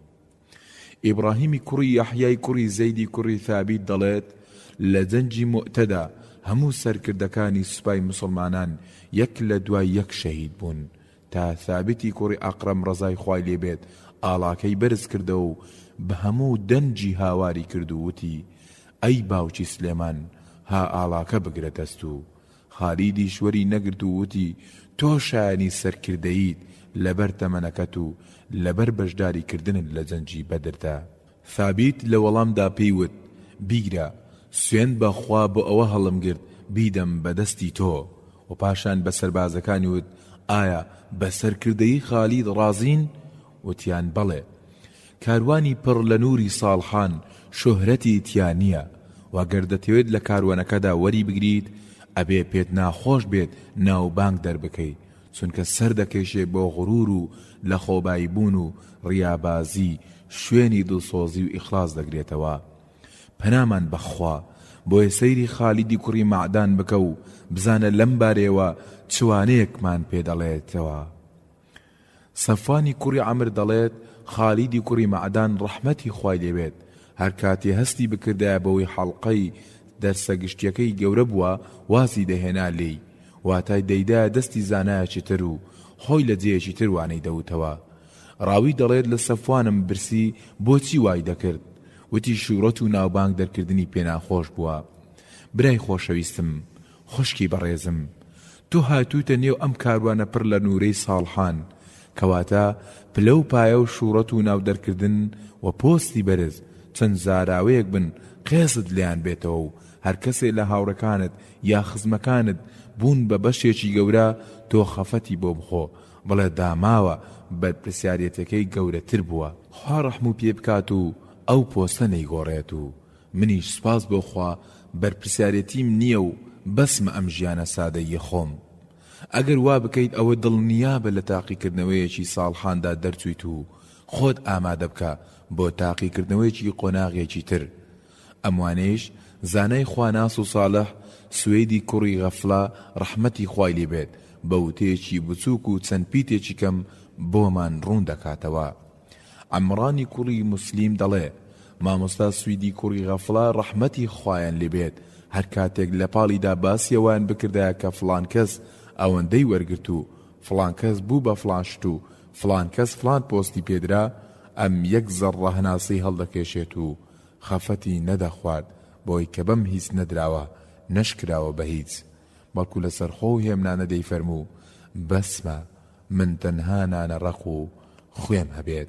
ئەمە بەهڕەکەیە، حەز بە شوورەت نەکردن تەنها لە بازاڕی باوەڕداراندا دەست دەکەوێت. بە درێژایی مێژوش مسلمانان زۆر سوودیان لێوەرگرتووە و زۆرێ لە ناکۆچەکانیان پێچارە سەر کردووە و ئەوە خەلیفەی پێنجەمی پێغەمبەرەکەمانە صلى الله عليه وسلم کە چۆن لە وەرگرتنی پۆست و دابەزی و وازی لێهێنا بۆ معاویەی کوڕی ئەبوو سوفیان. ئەم ڕەوشتەیش زۆر مەزنە لە حەسەنی کوڕی عالیدا بوو، بۆیە پێغەمبەر صلى الله عليه وسلم وەسفێکی گەورەی دەکات. پێغەمبەری خوا صلى الله عليه وسلم دەفەرموێت بە حەسەن ئەم کوڕەم سەرکردە دەردەچێت و لەوانەیە ببێتە هۆی ئاشتەوایی نێوان دوو کۆمەڵی مەزنی ناو مسلمانان. لاوازبوونی ئەم بەهرە گەورە پڕ لە خێرە لە خواناسان و خەمخۆرانی ئەم ئیسلامەدا لەم سەردەمەی ئەمڕۆماندا و بە چاوی خۆمان دیمان سوودوەرنەگرتن لەم کارە جوانەی ساڵحان وای لێکردوون پەرتەوازەیی کردن و هەر کەسە و هەوڵیمانەوەی خۆی دەدا لە پۆستە باڵاکەیدا. داواکردنی شوورەت و پلە و پایە هەڵدێرێکی سەختە و بەران و گاکێوکیان شاخشاخێنی لەگەڵ دەکەن و کەم کەسێ شایستەی پلە و پایە نەبێت و بدرێتە دەستی و سەرکەوتوو بوو بێت لە بەرنامەی بەڕێوەبردننی کاروباری وڵاتدا. ئەگەر ئەم بەهرەیان لە ئیسلام وەرنەگرت بێت، گەورەترین پۆست و ترسناکترین پۆست بە ئاسانی دەدەن بە کەسێک کە بچووکترین مەرزی ئەو پۆستەی تێدانە، جگە لەوە نەبێت کە لایەنگر و ئەندامی خێری حاکمە. وار ئەوەش وا دەکات کە کەسانی شایستە لە ماڵەکانی خۆیاندا دانیشراون و هیچیان بەدەست نییە و لە ئەندامی ئەوەیشە هەموو جۆرە گەندەڵیەکی ئیداری و ماڵی و سیاسی و تا دوایی هاتۆتەکایەوە. باگوێ بگرین بۆ شوعایبی کوڕی حەرب خواری ڕازی بێت بزانین لەم بارەیەوە چیمان پێدەفەرموێت. هەر کەسێک هەوڵی دەستکەوتنی پلە و پایە و شوورەت بدات ئەوە بەرانەکان شاخشاخێنی لەگەڵدا دەکەن. جا ئایا بەرامبەریان دەتوانێت بوەستێت و هەر کەسێک ڕازی بێت بەوە لە دواوە قافڵەوە بێت و لای کلکەکەیدا بێت ئەو خوای گەورە دەیباتە لای سەرەکەی و دەیکاتە سەر قافڵە. فەرموون براو خوشکی ناو کاروانەکەم، وانەیەکی نوێ لە عەڵقەمەی کوڕی قەیسەوە وەربگرە کە خاوەنی شێوێک زانست و زانیاری بوو لە قورئان و فەرموودەدا. بەڵام چوو بۆ ماڵەکەی خۆی و دەستی لە کاری وانەوتنەوە هەڵگرتە بوو. لەم بارەیەوە قسەیان لەگەڵ کردبوو و پێیان وتبوو ئایا ئەگەر لە مزگەوت هەڵقەت کە دروست بکردایە و قورئان و فەرموودەت فێری خەڵکی بکردایە باشتر نەبوو؟ لە وەڵامدا وتی پێم خۆش نییە خەڵکی دوام بکەون و مامۆستا و گەورە گەورەم لە ناو بن بڵێن ئەمە عەڵقەمەیە. بەڵام ئەم عەڵقەمەیە مەزنە لە ماڵەکەی خۆیدا ئاڵفی دەدایە مەڕ و ماڵاتەکەیان و هاوکاری ئافرەتانی ماڵەکەی دەکرد لە ئیش و کارەکانیاندا. بێگومان وەکو پێشتر وتمان ئەمە لە کاتێکدا دروزوە کە زانایانی قورئان و فەرموودە زۆر بن، بەڵام ئەگەر هەر خۆی بێت لەو بوارەدا دروست نییە لە ترسینا و دەرکردن خۆی لەو کارە گەورەیە دوور بخاتەوە. ئیسلام کە هاتووە جۆرە پەروەردەیەکی ناوازەی فێری شوێن کەوتوانی کردووە کە لە هیچ دین و حیزب و گەلێکدا بەدی ناکرێت. ئەویش خۆشنەویستنی شوورەتە و حەز نەکردنی دەرکەوتنە، بەڵکو مەلاین دۆلار خەرج دەکەن تا ناودار بکەن. لەوانەشە باوەڕ نەکەن کە خواناسان و ساڵحانی ئومەتی ئیسلام خۆیان لە پلە و پایە و شوورەت دەدزیەوە، چونکە لای ئەوان ئەوە چڵە پۆپەی گێلیەتیە. بەڵام باسەرێک بدەین لە ئیمامی شافعی ڕەحمەتی خوای لێ بێت، بزانین لەم بارەوە چی دەڵێت کە خاوەنی دەریایەک زانستی ئیسلامیە بەتایبەت لە بواری فقهیدا.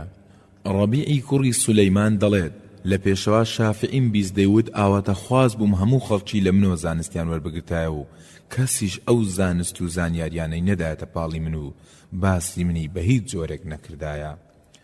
ئەمڕۆ جگە لە من و تۆ خۆشەویستەکەم لەگەڵ ئەوانەی ڕێڕەوی پێغەمبەری خوا صلی الله عەلەیه وسەلەم و هاوڵان و ساڵحین دەگرنە بەر کەسێ نەماوە کە حەز نەکات لە حکومەتەوە خۆی نزیک بێتەوە و کار بەدەستان بیناسن و مامحەمەیی بۆ بەرپرسان بکات تا بەڵکو کوڕەکەی دامەزرێنن یان کچەکەی نەقڵ بکەنەوە بۆ شارەکەی خۆی یان پارچەیەک ئەرزەی بەناڕەوا بۆ بچڕن و هەندێک کات ئامادەشە لەو پێناوەدا هەندێک کاری ناشایستیان بۆ بکات.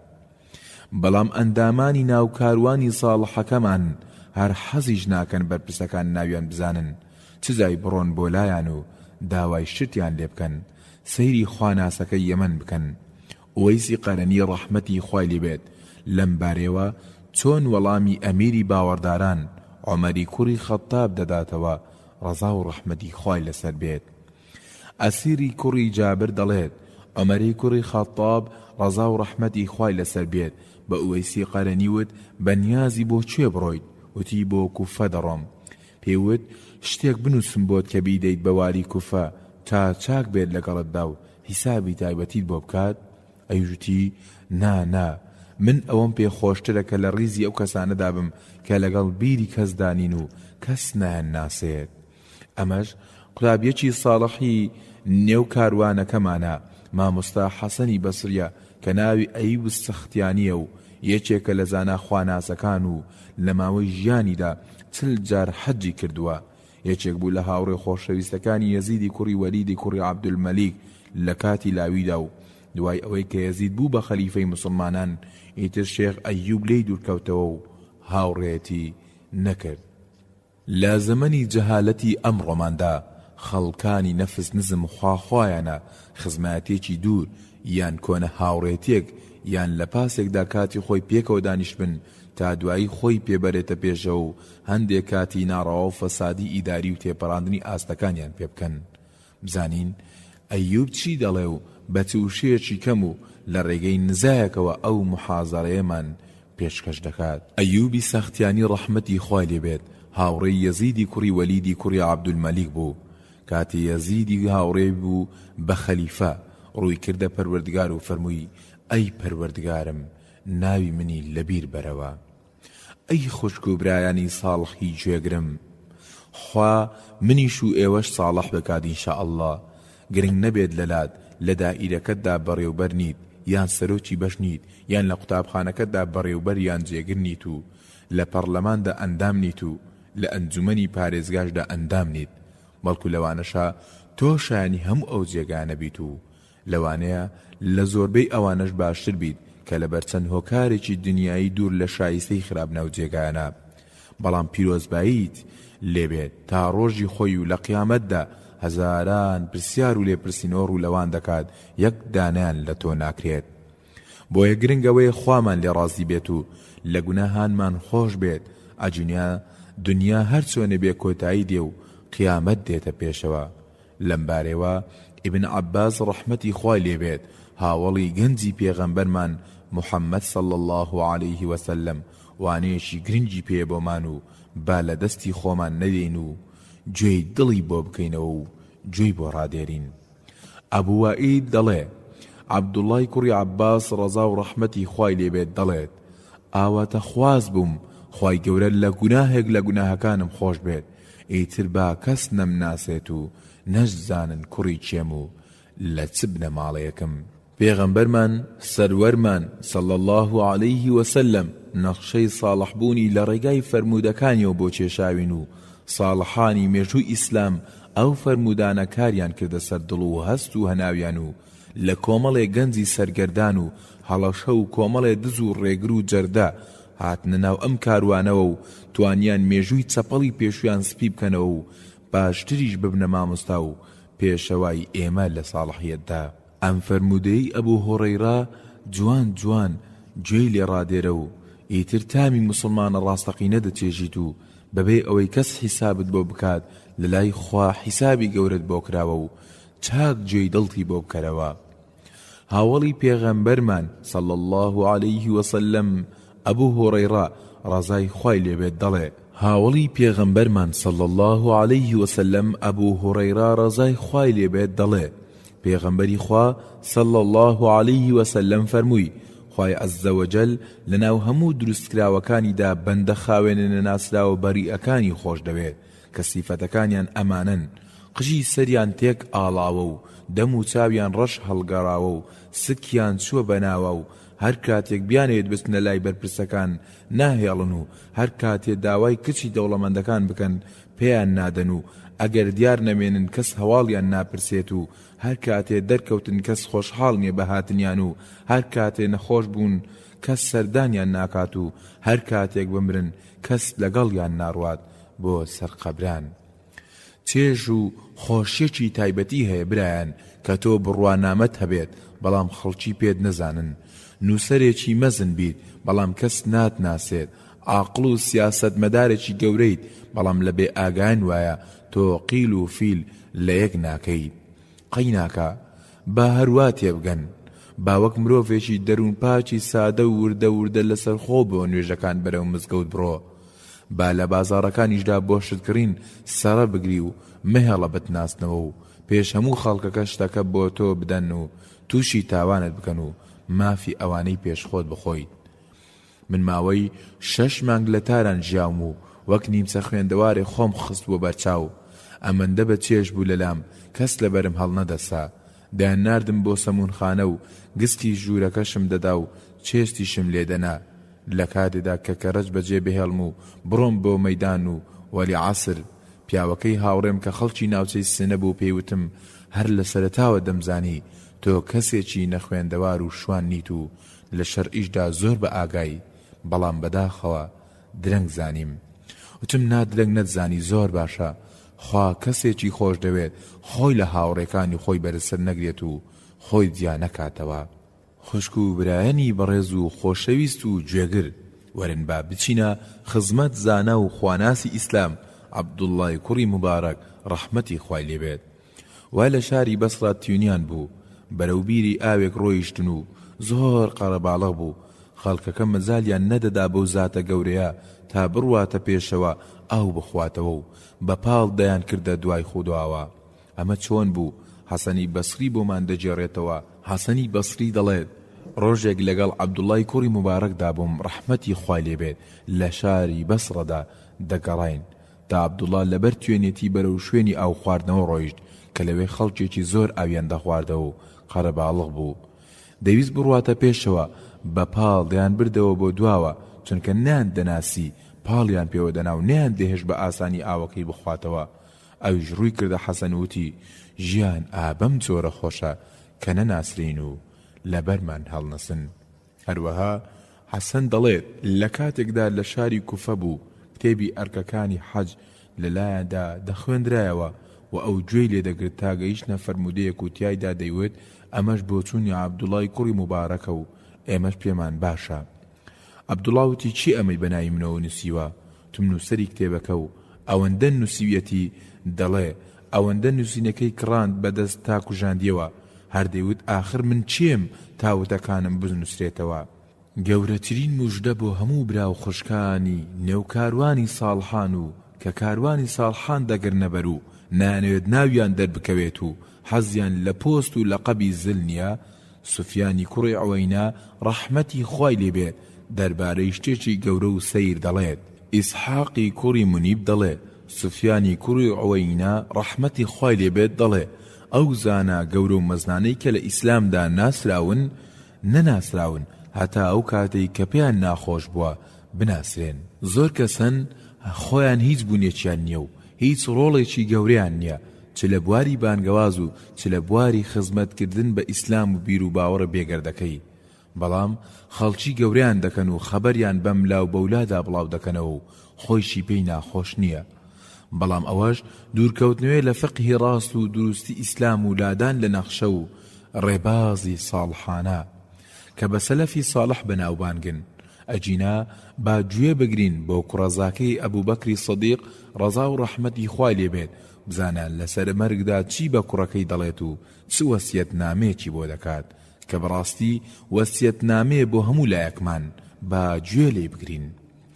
ڕەجای کوڕی ئەبی سەلەمە دەڵێ قاسمی کوڕی محەممەدی کوڕی ئەبوبەکری سەدیق خوا لێیان ڕازی بێت لە نێوان مەککە و مەدینەدا بوو بە مەبەستی حەج یان عەمرە نەخۆش کەوت و حاڵی گەیشتە حاڵی مردن. لە سەرمەرگدا کوڕەکەی بان کرد و پێیوت کاتێک مردم بمنێژە و خۆڵ بکە بەسرمدا و جوان دامپۆشە و پاشان قەبرەکەم تەخت بکە و ئاسەواری مەهێڵە و خۆیشت بەجێم بهێڵە و بچۆرۆ ناو ماڵ و مناڵی خۆت. نەکەی ها لە پاشان لە ناو خەڵکدا بڵێیت باوکم بە ڕەحمەت بێ ئاوا و ئاوا بوو.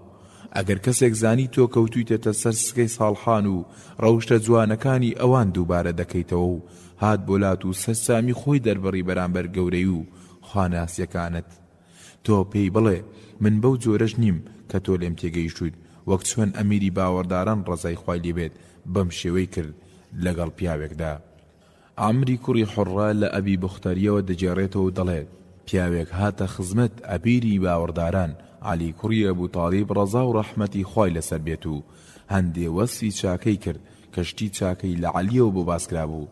ئەمیری باوەڕدارانیش پێی ناخۆش بوو، پێی فەرموو من بەو شێوەیە نیم کە تۆ لێم تێدەگەیت و من بەدەرم لەوەی لە دەرونی تۆدایە.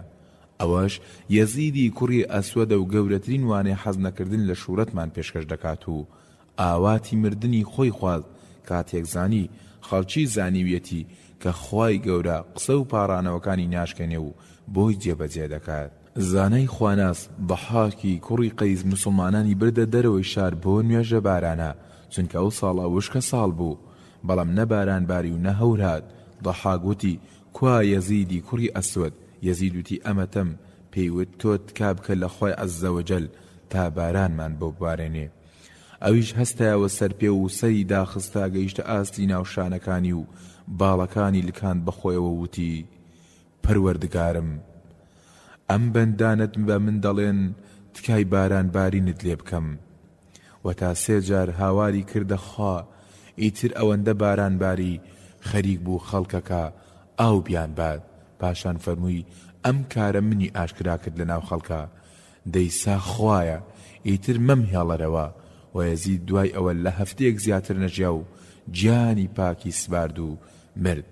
هەزاران ڕەحمەتی خوا برژێت بەسەر گیانی پاچی یەزید و هەموو گیانی پاچی ساڵحان و هەموو ساڵحانی ناو کاروانەکەمان. خوێنەری بەڕێز ئەم تڕاکە بە کۆتا هات. گەیشتین بە خاڵی سێم ساڵحان خۆیان بە نزم سەیر کردووە.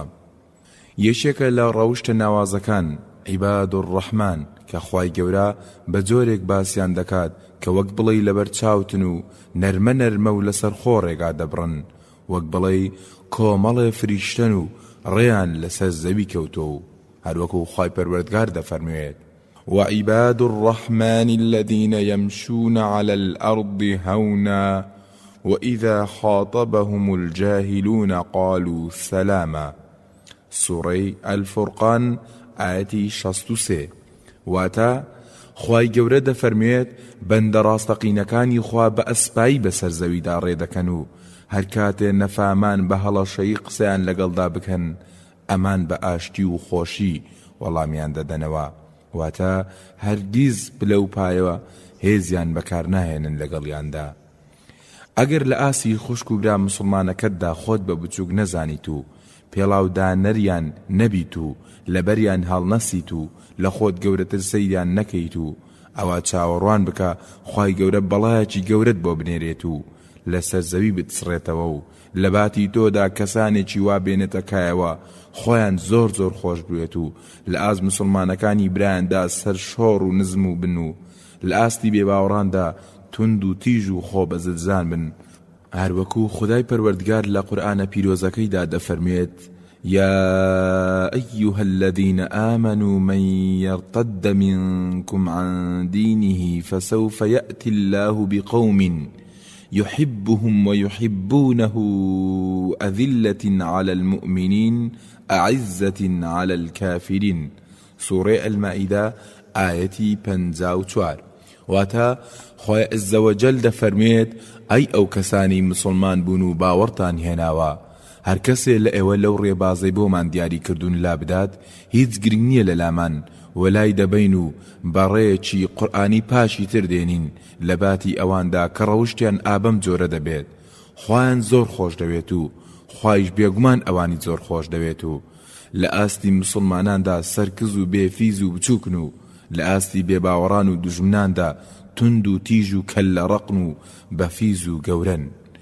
ئەی چی دەکەیت براکەم لە سەردەمێک کە ئەوەندە ئاستی خواناسی و ساڵحیەتی دابەزیوە کە پێچەوانەی ئەم ئاەتەی قورئانە پەنا بەخوا، لە ئاستی دوژمنانی خوا و ناحەزانی ئیسلام و ئەوانەی پابەند نین بە ئیسلامەکەیانەوە و بگرە پەنا بەخوا پێکەنینیشیان پێدێت، زۆر نەرمونیان و ڕووخۆش و بەشوشن کەچی هەزار توانج لە برا مسلمانەکانی دەدات و خۆی گەورەتر و ڕاستتر دەزانێت لە هەمیان و لاقرتێ بە بۆ چوون و فکریان دەکات. پێغەمبەری نازداریش صلی الله عليه وسلم کە لوتکەی دەسەڵاتە لە دەوڵەتی قورئاندا بەوتە جوان و کردەوە شیرینەکانی ئەم ئاەتانەی قورئانی بەرجەستە دەکرد و کەس نەبوو لە پێغەمبەری خوا صلی الله عليه وسلم بێفیزتر و خاچیتر و خۆ بە بچووکتر زانتر. بابزانین چی دەفەرمێت؟ عیاضی کوڕی حەمار ڕەزای خوای لێبێت دەجێڕێتەوە و دەڵێت پێغەمبەری خوا صلی الله عليه وسلم فەرموویەتی خوای عەزە وەجەل نیگای بۆ کردوم و ئاگاداری کردوم لەوەی کە بە ئەندازەیەکی وا زۆر تەواضع و بێفیزی و خۆ بە بچووک زانین و بنوێنم بە جۆرێک کەواتان لێبێت کەس بۆی نەبێت شانازی بەسەر کەسی ترەوە بکات و کەس زوڵم لە کەسی تر نەکات. لە عیاضە دەجێڕنەوە خوا لێی ڕازی بێت دەڵێت پێغەمبەری خوا صلی الله عليه وسلم فەرموویەتی خوای عەزە وەجەل نیگای بۆ کردوم و ئاگاداری کردوم لەوەی کە بە ئەندازەیەکی وا زۆر تەواضع و بێفیزی و خۆ بە بچووک زانین بنوێنن بە جۆرێ کەواتان لێبێت کەس بۆی نەبێت شانازی بەسەر کەسی ترەوە بکات و کەس زوڵم لە کەس نەکات. برای ساڵحم خوشکی ساڵحم مرد بەرەوە کەس شانازی بەسەر کەسەوە نەکات، واتە بڕوانامە گەورەت نەکات، جلوبەرگی کەشخە و گرانبەها گەورەت نەکات، ئۆتۆمبیلی مۆدیل بەرز و گرانبەها گەورەت نەکات، کار و پیشەکەت گەورەت نەکات، پۆستی دەوڵەت و ئاستی سیاسەت گەورە و لوت بەرزت نەکات. هەموو ئەمانە خۆشیێکی کاتین و هیچت لە خەڵکی تر زیاتر نییە. ئەگەر خۆت بە زیاتر زانی ئەوە پەنا بەخوا نەخۆشی خۆ بە زلزانینت تێدا دروست بووە و عیادەی ئیمانت پێویستە و سەیری ئەم هەڕەشە ترسناکەی پێغەمبەرەکەت بکە صلی الله عليه وسلم. ئەوجا ئەگەر جرئەت دەکەی خۆت بە گەورە بزانە. هاوڵی بەڕێزی پێغەمبەرمان صلی الله عليه وسلم عەبدوڵای کوڕی مەسعود ڕەزا و ڕەحمەتی خوای لەسەر بێت بۆمان دەجێڕێتەوە لە پێغەمبەرەوە صلی الله عليه وسلم کە فەرموویەتی ناچێتە بەهەشتەوە ورد بەرەوە خوێنەری بەڕێز. هاوڵی بەڕێزی پێغەمبەرمان صلی الله عليه وسلم عەبدوڵای کوڕی مەسعود ڕەزای خوای لەسەر بێت بۆمان دەجێڕێتەوە لە پێغەمبەرەوە صلی الله عليه وسلم کە فەرموویەتی ناچێتە بەهەشتەوە ورد بەرەوە و باش گوێ بگرە ئەی گوێگری بەڕێز. لەو خەسارەوەمەندیە گەورەیە هەر کەسێ لە مسلمانان بە ئەندازەی میسقالە ذەڕەیەک خۆ بە گەورەزانینی تێدا بێت ناخرێتە بەهەشتەوە. حەزی خۆ بە زلزانی و خۆ هەڵکێشان لە هەموو مرۆڤێکدا هەیە و زۆر قورسە لەسەر دڵ و هەستی مرۆڤ کە بیوێت ئەو ڕەگ و ڕیشە وشک بکات و لە خۆیدا نەهێڵێت. جا پێغەمبەرمان صلی الله عليه وسلم کە سەرمەشقی هەموو ڕەوشتێکی جوانە بۆ مرۆڤایەتی و نابێت لە مسقالە زەڕە کەمتریشی تێدا بێت و دەبێت بەکردەوە وانەی خۆ بە بچووکزانین فێری مسلمانان بکات ئەویش بەم ڕێگانە. سەرەتا پێغەمبەرمان صلی الله عليه وسلم هەوڵیدا کە دەوروبەرەکەی لێی نەترسن و وەک پاشا و سەرۆک کۆمارەکان سەی نەکرێت و حیسابی بەرپرسێکی گەورە و زاڵمی بۆ نەکرێت، بەڵکو وەک جەریر ڕەزای خوای لێبێت دەجێڕێتەوە پیاوێک هاتە خزمەت پێغەمبەر صلی الله عليه وسلم و دەبینێت یەک چوە و دەلەرزێت. پێغەمبەرمان صلی الله عليه وسلم حەزی لەمە نەبوو، بەڵکو پێی فەرموو لەسەر خۆ بە، خۆ من پاشا نیم، من کوڕی ژنێکم لە قوڕەیش کە نان و تیریتی دەخوارد. خاڵێکی تر کە پێغەمبەرمان وانەی خۆ بە کەمزانینی بەکردەوە و بەرجەستە دەکرد، وەک ئەوەی کە لە ئەوجێ سەرکەوتندا کە مرۆڤ خۆی لە دەگۆڕێت و فوو دەکاتە خۆی، کەسی وەک ئەنەس ڕەزای خوای لێبێت دەجێڕێتەوە و دەڵێت کاتێ پێغەمبەری خوا صلی الله عليه وسلم لە فەتحی مەکەدا بەسەرکەوتوی چوە ناو شاری مەکە و هەموو خەڵکی بەرامبەر و ئەو بەری ڕێگاکەیدا وەستا بوون و ئەو ئەوەندە سەری داخست بوو چەناگەی دابووی لە زەر زینی حوشترەکە وەک سەرکزی و خوشوعی نواندن بۆ خوا. لە ڕوایەتێکدا هاتووە کە پێغەمبەر صلی الله عليه وسلم سەری دانەنواند بوو وەک سوپاس و تەواضع و نواندن بۆ خوا بەرامبەر ئەو بەخشە مەزنەی لەم سەرکەوتنەدا پێی بەخشیوە.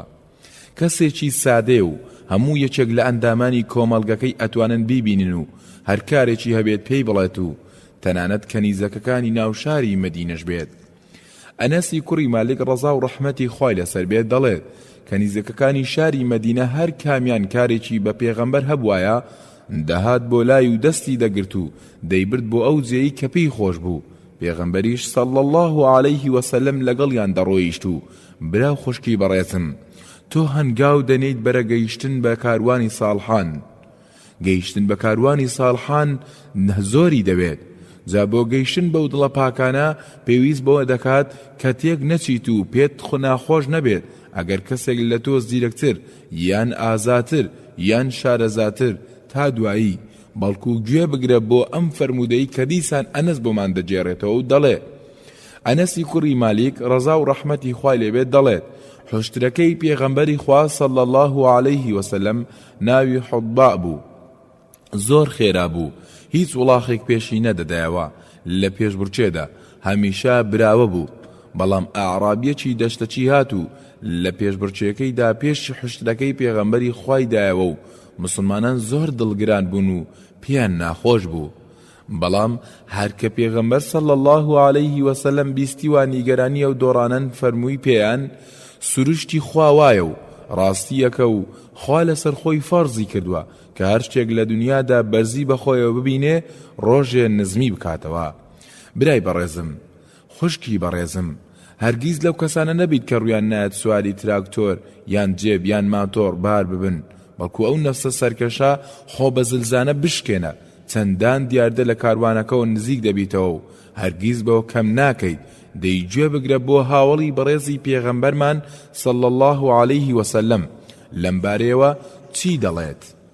جابری کوڕی عەبدوڵڵاه خوالی ڕازی بێت دەڵێت نەخۆش بووم لە جێگەدا کەوتبووم، پێغەمبەری خوا صلی الله عليه وسلم هات بۆ سەردانم بەپێ، نە ئەسپی پێبوو نە گوێ درێژ. وردە وردە لەسەر ئەوە وەرزش بکە کە ڕەجی خۆ بە گەورەزانین لەناو دڵدا بمرێنە، ئەو کاتە خۆ بە بچووکزانین جێگەی دەگرێتەوە و دەبێتە کەسێکی سادە و ساڵحانیش لە مقابلدا ئەو جۆرە کەسانت دەبەنە ناو کاروانەکەیانەوە.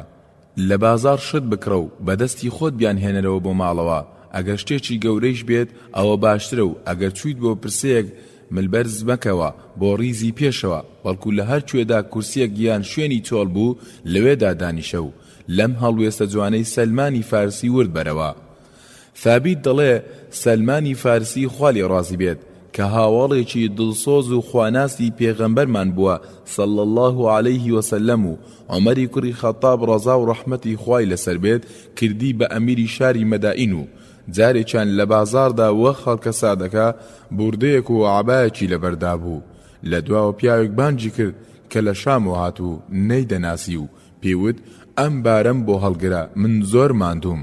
کە بارەکەی باری کاری بوو سەلمانیش پێچەن و چوون نایە سەرشانیەوە کەوتە دوای پیاوەکە.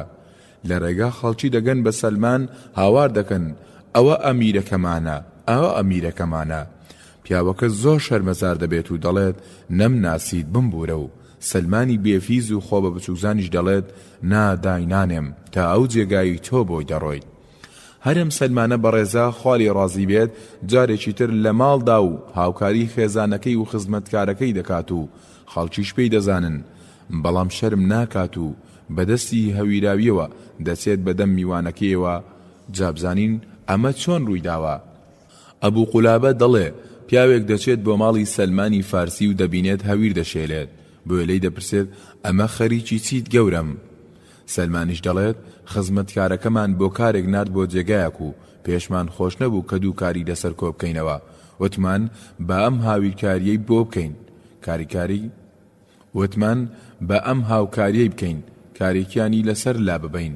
چەند جار لەم کتێبەدا وتومە کە نیازکردنی ڕۆیشتن بۆ ناو کاروانی ساڵحان زۆر ناڕەحەتە و وەرزشی قورس و ناڕەحەتی دەوێ.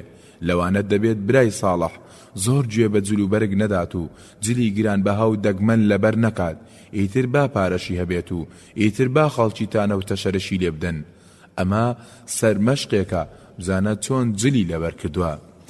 سەعیدی کوڕی حوسێن دەڵێت عەبدوڕەحمانی کوڕی عەوف ڕەزا و ڕەحمەتی خوای لەسەر بێت کە هیچێک بووە لە هاوڵە بەڕێزەکانی پێغەمبەری خوا صلی الله عەلەیه وسەلەم و یەکێک بووە لە 6 کەسەی کە عومەری کوڕی خەتاب ڕەزای خوای لێبێت بۆ خەلیفەی دوای خۆی هەڵی بژاردوون. لەگەڵ ئەو پایە بەرزیەیدا کە چیەوەندە سادە و خاچی بووە لە جلوبەرجیدا کە ئەگەر بچوایەتە ناو خزمەتکارەکانی نەدەناسرایەوە و لە ناویاندا ئەمەش لەبەر ئەوە بوو کە پەروەردەی دەستی فەخری بوونەوەر بوو صلی الله عەلەیه وسەلەم و کەشخەکردنی بە جووبەرگەوە تیا نەما بوو. جا تۆش ئەی خوشک و برای بەڕێزم ئەگەر بوویت بەسەر و کۆماریش ئینشاءالله ئەم وەرزشە قورسە بەکردەوە بەردەوام بمارەسەی بکە، نهێڵیت گەورەترین پۆز لێت داڕنێت، سەیری عومەری کوڕی عەبدولعەزیز بکە لەم دووانە کاریگەرەیدا کە بۆ من و بۆ تۆش باشە کە هەرچەندە پۆستێکی واشمان نییە. کۆمەڵێک کەس لە لای عومەری کوڕی عەبدولعەزیز بوون ڕەحمەتی خوای لێبێ کاتێ خەلیفەی موسڵمانان بوو. لە شەودا چراکە کوژایەوە، عومەر خێرە هەستا و زوو چاچی کردەوە و هاتەوە. میوانەکانی وتیان قوربان بۆ قسەت نەکرد، ئێمە چاکمان دەکردەوە. عومەر وتی ئێچیم لێکم بیەوە، ڕۆیشتم هەر عومەری کوڕی عەبدولعەزیز بووم و هاتیشمەوە هەر عومەری کوڕی عەبدولعەزیزم. جێبەجێکردنی تەواضع لەگەڵ هاوڕێ و هاو ئاستەکاندا کەمێ ئاسانە، بەڵام ئەی چی دەکەیت کە دەبینیت لەگەڵ پاسەوان و خزمەتکارەکانیشتدا ئەنجامیان بدەیت؟ ئەمە قورسترین وەرزشی ئیمانیە، قورسترین وەرزشی جەستەییە. دەیدیسان سەیری خەلیفەی ڕاشیدی پێنجەم بکە لەم نمونە بەرزەدا. عومەری کوڕی عەبدولعەزیز لە کاتێ خلافەتیدا بە کەنیزەکێکی خۆی وت من دەخەوم و تۆ باوەشێنم بکە، چونکە لە هاویندا بوو دنیا زۆر گەرم بوو. ئافرەتەکەش باوەشێنی هەڵدەکرد و دەستی کرد بە باوەشێنکردنی عومەر. بەدەم باوەشێنەوە چاوی چوەخە و کە عومەر بە خەبەر هات دەبینێ و ئافرەتە خەوی لێکەوتووە و لە گەرماندا ئارەقێکی زۆری کردووە، بۆیە باوەشێنەکەی لەناو دەستی دەرهێنا و دەستی کرد بە باوەشێنکردنی. پاشکەمێک ئافرەتەکە بە ئاگا هاتەوە و دیمەنی ئەمیری باوەڕدارانی بینی کە باوەشێنی دەکات، هەردوو دەستی کرد بە تەوقی سەریەوە و هاوارێکی کرد. عومەریش پێیوت ئێچی تایە؟ تۆش وەک من مرۆڤیت، تۆش وەک من گەرمات بووە، حەزم کرد کەمێک فێنکت بکەمەوە وەک چۆن تۆ منت باوەشێن کرد و فێنکت کردمەوە. محەممەدی کوڕی عەلی کوڕی ئەبوو تاڵیب کە بە محەممەد الحەنەفیە بەناوبانگ بە و لەو باوکۆ برای حەسەن و حوسێنە و خوالیان ڕازی بێت، ئەموانەی بەکردەوە لە باوچێەوە وەرگرت. کاتێ لێی پرسی باوکە گیان کێ دوای پێغەمبەری خوا باشترین کەسە؟ بزانین چۆن وەڵامی داوەتەوە.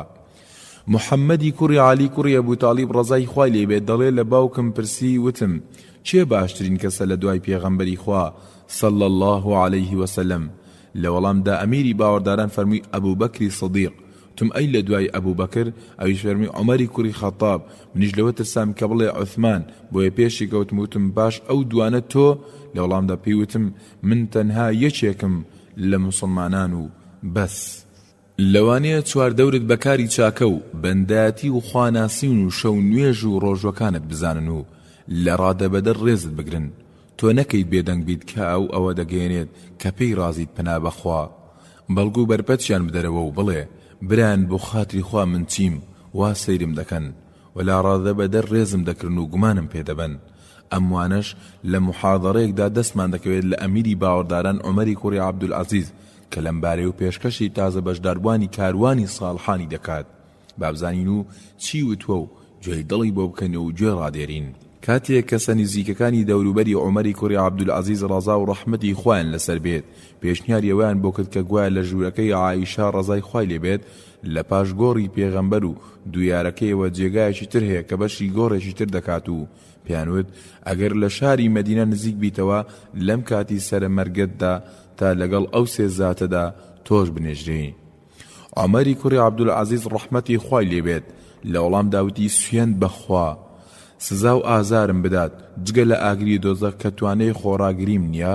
پێم خۆشتر لەوەی کە خوا پێم بزانێت کە لە ناو دڵیشمدا خۆتورەی ئەوەم کردووە کە شایانی ئەو جێگایە بم ڕەوشتی خاچی و سادەیی و بێفیزی بۆ هەموو کەسێک جوانە بەڵام زیاتر لە دەسەڵاتدار و بەرپرس و گەورە پیاوان دێت چونکە هەژار و بێدەسەڵات هەمیشە حەز بکات و حەز نەکات لە ناو تەواضعدا دەژی ئەها ئەم ڕەوشتە چۆن هاڕونە ڕەشیدی جوان کردووە دەڵێن هاڕونە ڕەشید ڕەحمەتی خوای لێبێت لەگەڵەوەدا کە خەلیفەی مسلمانان و سەرگەورەیان بووە زۆر سادە و بێفیز بووە هەر بۆیە زانایەکی وەک ئیبن سیماک ڕووی تێکرد و پێیوت ئەم سادەیی بێفیزیەت لەگەڵ دەسەڵاتداریەکدا لە دەسەڵاتداریەکە خۆی جوانترە خۆشکان و برایانی بەڕێز و خۆشەویست وەرن بە فێری مانای تەواضوعی ڕاستەقینە ببین لە وەڵامی زانایەکی خواناسی ئەم کاروانە مبارەکەی ئێوە کە بەنیازن لەگەڵیدا گەشت بکەن کە ناوی بەکری کوڕی عەبدوڵڵایە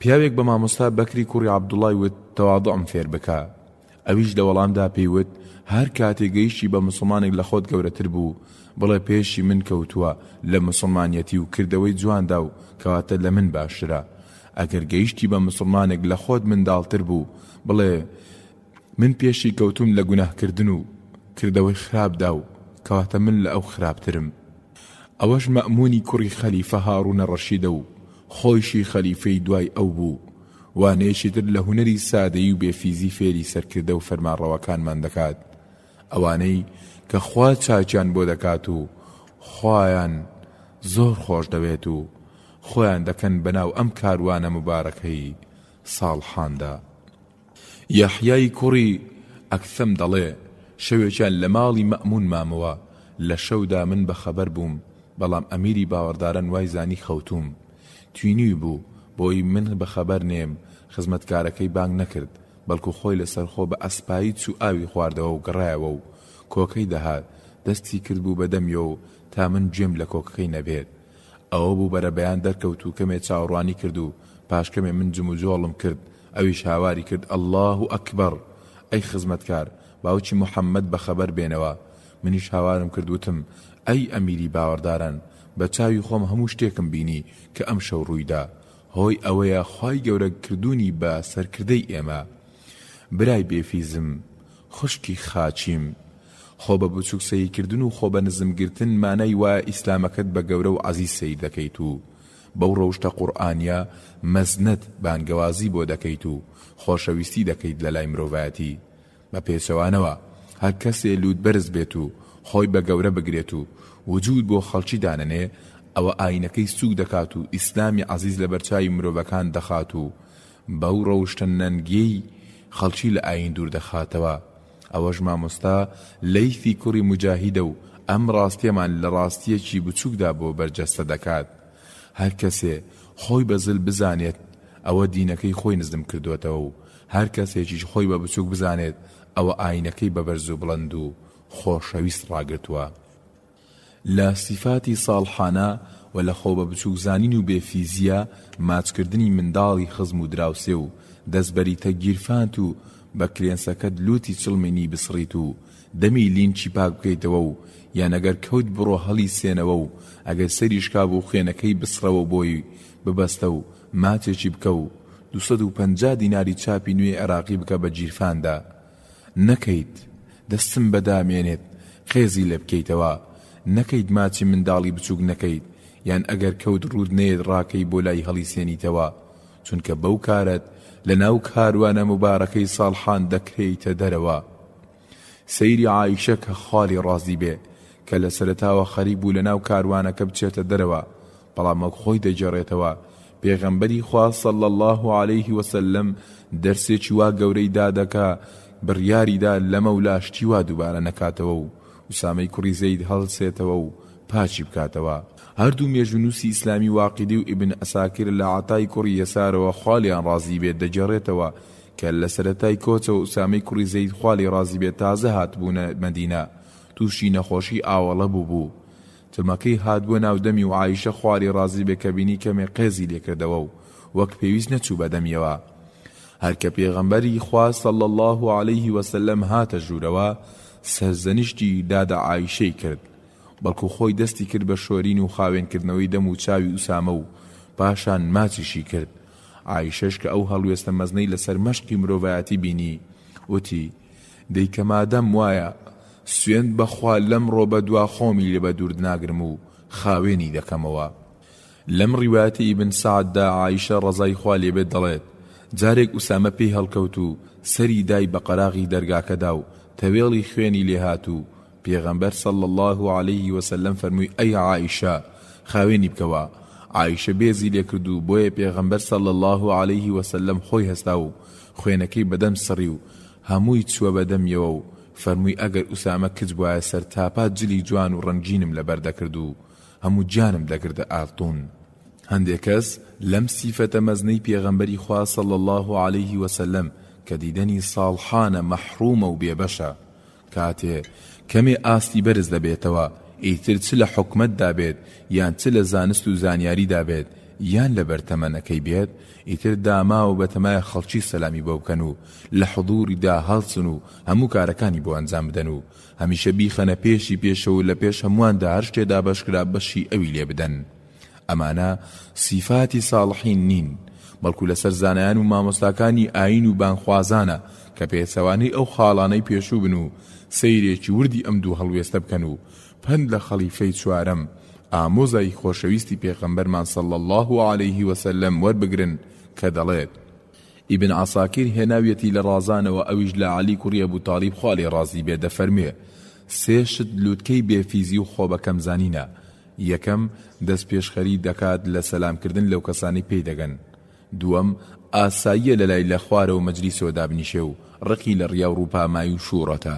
ئەوەش زانای مەزنی ئیسلام و مفەسیری قورئان مجاهیدە و دەربارەی ئیبن عومەری گەورە مامۆستای شتێکی سەیی دەڵێت کە حەق وایە هەموو مەلا و مامۆستایانی ئاینی و قوتابخانەکان جێبەجێ بکەن و لە کەسایەتیشیان کەم نابێتەوە بگرە پێی بەرز دەبن و ناو دەردەکەن. گەورە زانای تەفسیر باسی سەردەمی لاوی خۆی دەکات و دەڵێت هاوڕێتی عەبدوڵای کوڕی عومەرم دەکرد بەو هیوای لە نزیکەوە خزمەتی بکەم و بەردام خزمەتکاری بکەم کەچی دەمبینی ئەو لە من زیاتر خزمەتی دەکردم. هەر تەواضوع و بێفیزیە کە برای ساڵح و بۆ خواژیا و وا لێ دەکات پێی ناخۆش نییە خەڵکی لە هەڵەکانی ئاگاداری بکەنەوە نەک هەر ئەوەندە بەڵکوەوە عومەری کوڕی عەبدولعەزیزە سەرشکاوەکەی بەنی ئومەیە و بە توندی داوا لە دەوروبەری دەکات کە ئەگەر هەڵەیەکی کرد ئێخەی بگرن و ڕاستی بکەنەوە. دەی ئایا من و تۆ واین؟ هەر کەسە وەڵامەکەی لای خۆیەتی و باش دەزانێت کە وایە یان نا.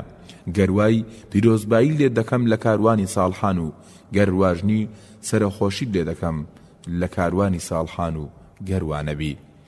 عومەری کوڕی مهاجیر دەڵێ عومەری کوڕی عەبدولعەزیز ڕەحمەتی خوای لێ بێ پێیوتم ئەی عومەر هەر کاتێ منت بینی لە حەق و ڕاستی لامدا میلوانی کراسەکەم بگرە و ڕام وەشێنە پاشان بڵێ عومەر بۆ خاتری خوا ئەوە چی دەکەیت؟ ئەمە سەرۆکی هەموو وڵاتێک گرتووەکانی ئیسلامە و بکوژ و ببڕ خۆیەتی و لە لووتکەی دەسەڵاتدایە کەچی ئەوەندە بێفیزە و خۆی بەزل نازانێ و دەڵێ میلوان کەم ڕاکێشە و ڕام وەشێنە و بڵێ ئەم کارەت هەڵەیە بۆ خاتری خوا وازی لێبێنە. ئیسلام سەرکردەی وا دروست دەکات و سەرکردەی وای دەوێت. ئەی برای بەڕێز و خوشکی پاک داوێنم ئەی ڕێبوارانی ڕێی ساڵحان ئێوە لەم ڕێگایەدا زۆر پێویست بەم ڕەوشتە گەورە هەیە. و ئەگەر بووی بە دکتۆر یان ئەندازیار یان مامۆستا یان پارێزەر یان سەرۆکی بەشێک لە فەرمانگەیەکدا یان ئاستێکت پێدرا بوو لەناو حیزبێکدا یان لەناو ڕێکخراوێکدا یان لەناو کۆمەڵێکدا لەم حاڵەتانەدا بتەوێت و نەتەوێت پڕ دەبیت لە هەوا و ئارەزووی خۆ بەزلزانین و بە پەلتۆک و خۆت ئەتەکێنی خەڵکانی خواری خۆت بە بەشەر نازانیت و لەبەریان هەڵناسیت لە بازاڕەکاندا ڕوت نایە مامەڵەی شت بکەیت سڵاو لە هەموو کەس ناکەیت بۆی لەم هەڵانە ڕزگارت بێ و لە بەهرەی خۆ بەزلزانین ڕزگارت ببێت هەندێ بەسەراتی پێشەوانی ساڵحانت بۆ باز دەکەم و بۆت دەجێڕمەوە کە لە تۆ بەرزتریش بوون و ئاستیان هەبووە.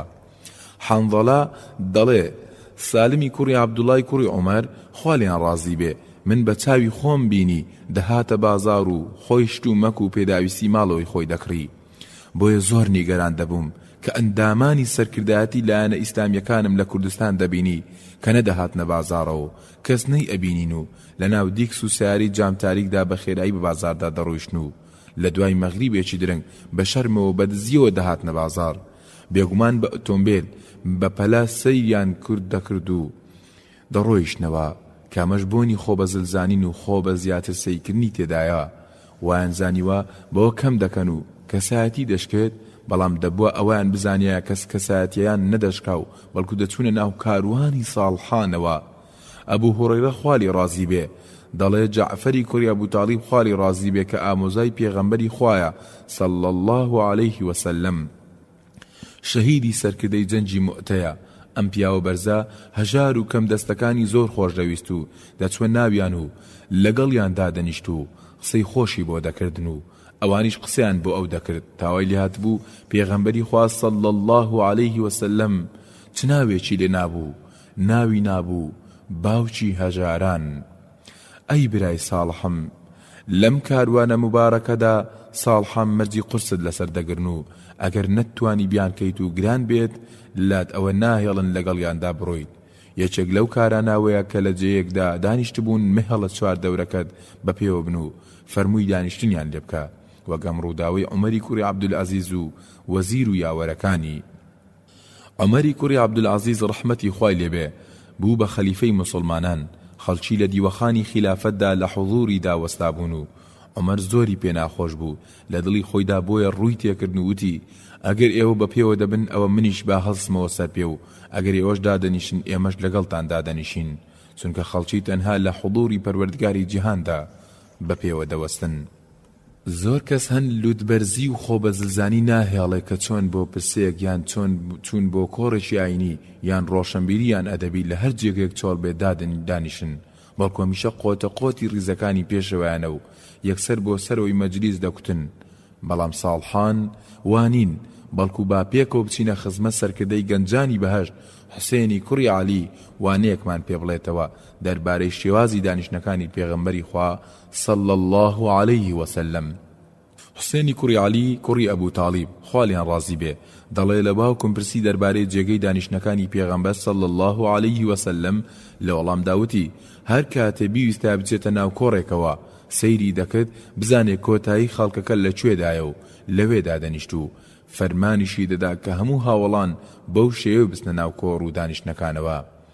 هەی یاران ئەگەر وەڕەمێکی سەرەتانی بەرجەستەی یەکێکمانەوە بێت چەند شار و چەند وڵات و چەند دکتۆر دەگەڕین و چەندێ دینار و دۆلار سەرف دەکەین تا لە ڕیشە دەریدێنین و چاک دەبینەوە.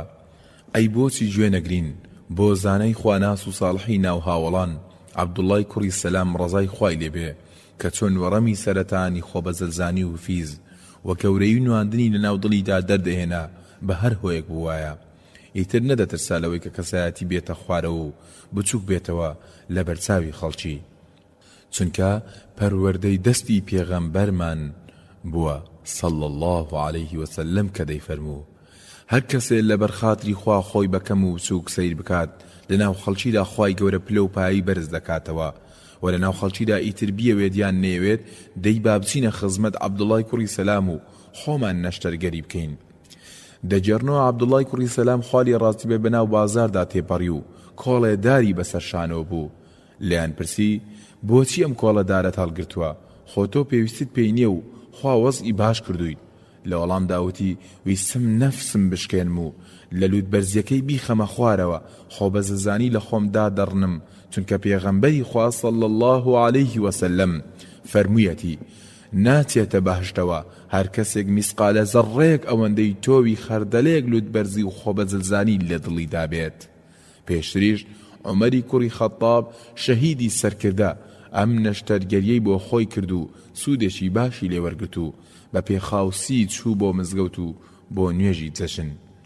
مەروزی لە باسی دوو جەژنەکەی ئیسلامدا لە زەڕەوە دەجێڕێتەوە دەڵێت عومەری کوڕی خەتابم بینی لە ڕۆژی جەژندا بەپێی پەتی دەڕۆیشت یا لە ئەو پەڕی ئەوجی دەسەڵاتیدا کە ئەمیری هەموو مسلمانان بوو وڵاتی فارس و ڕۆمی هێنا بە چۆکدا کەچی بۆەوەی خۆی لێ نەگۆڕێت و مەغروری ڕووی تێنەکات ئەم نەشتەرگەریەی پێویستە ئەنجام بدات. کەوەندە قورس و گران بوو عەبدوڕەحمانی کوڕی عەوف خوالی ڕازی بێ پێیوت چ پێویستی دەکرد خۆت ئاوەدا بەزێنیت بۆ سەر سفر.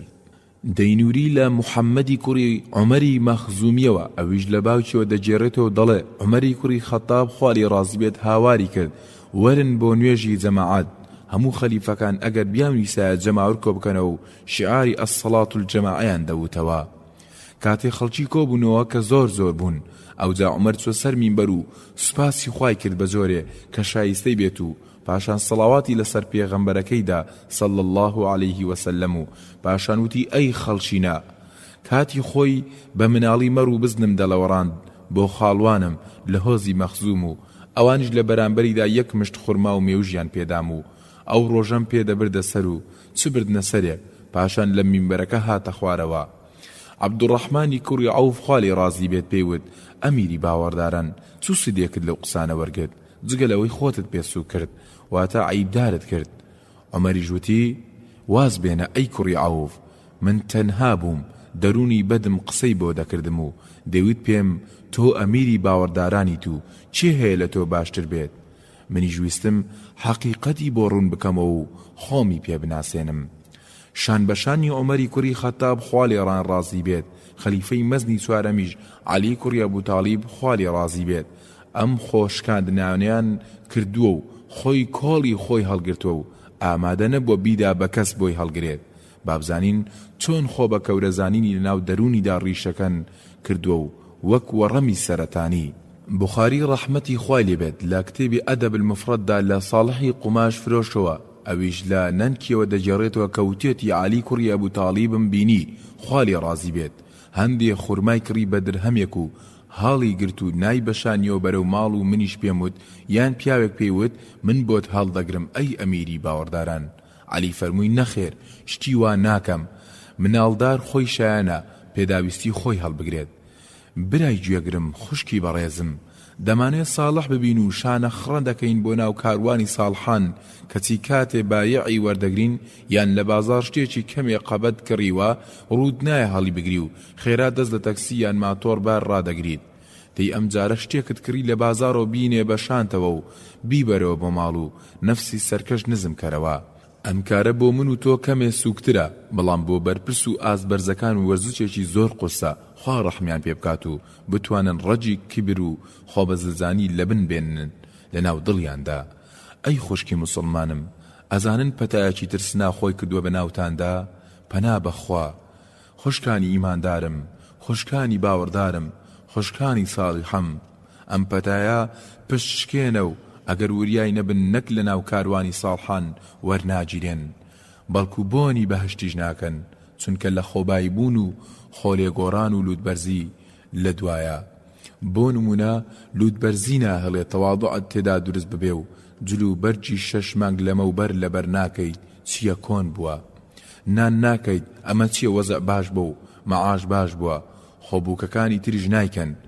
ئێستا هیچ ناکەم تەشت و سەردۆڵە دادەنێنم و نان دەکەم ئەینەی خوا نانی بۆ بکەم واتە بە هاوسەرەوە بەناو خۆشەویستەکەی دەڵێ دەگوێ بگرە سوێن بەخوا لێت کەم نابێتەوە ئەگەر هاوکاری گیرفانی مێردەکەت بکەیت و جار بەجار نانی کوردیان نانی تەنووری بۆ بکەیت.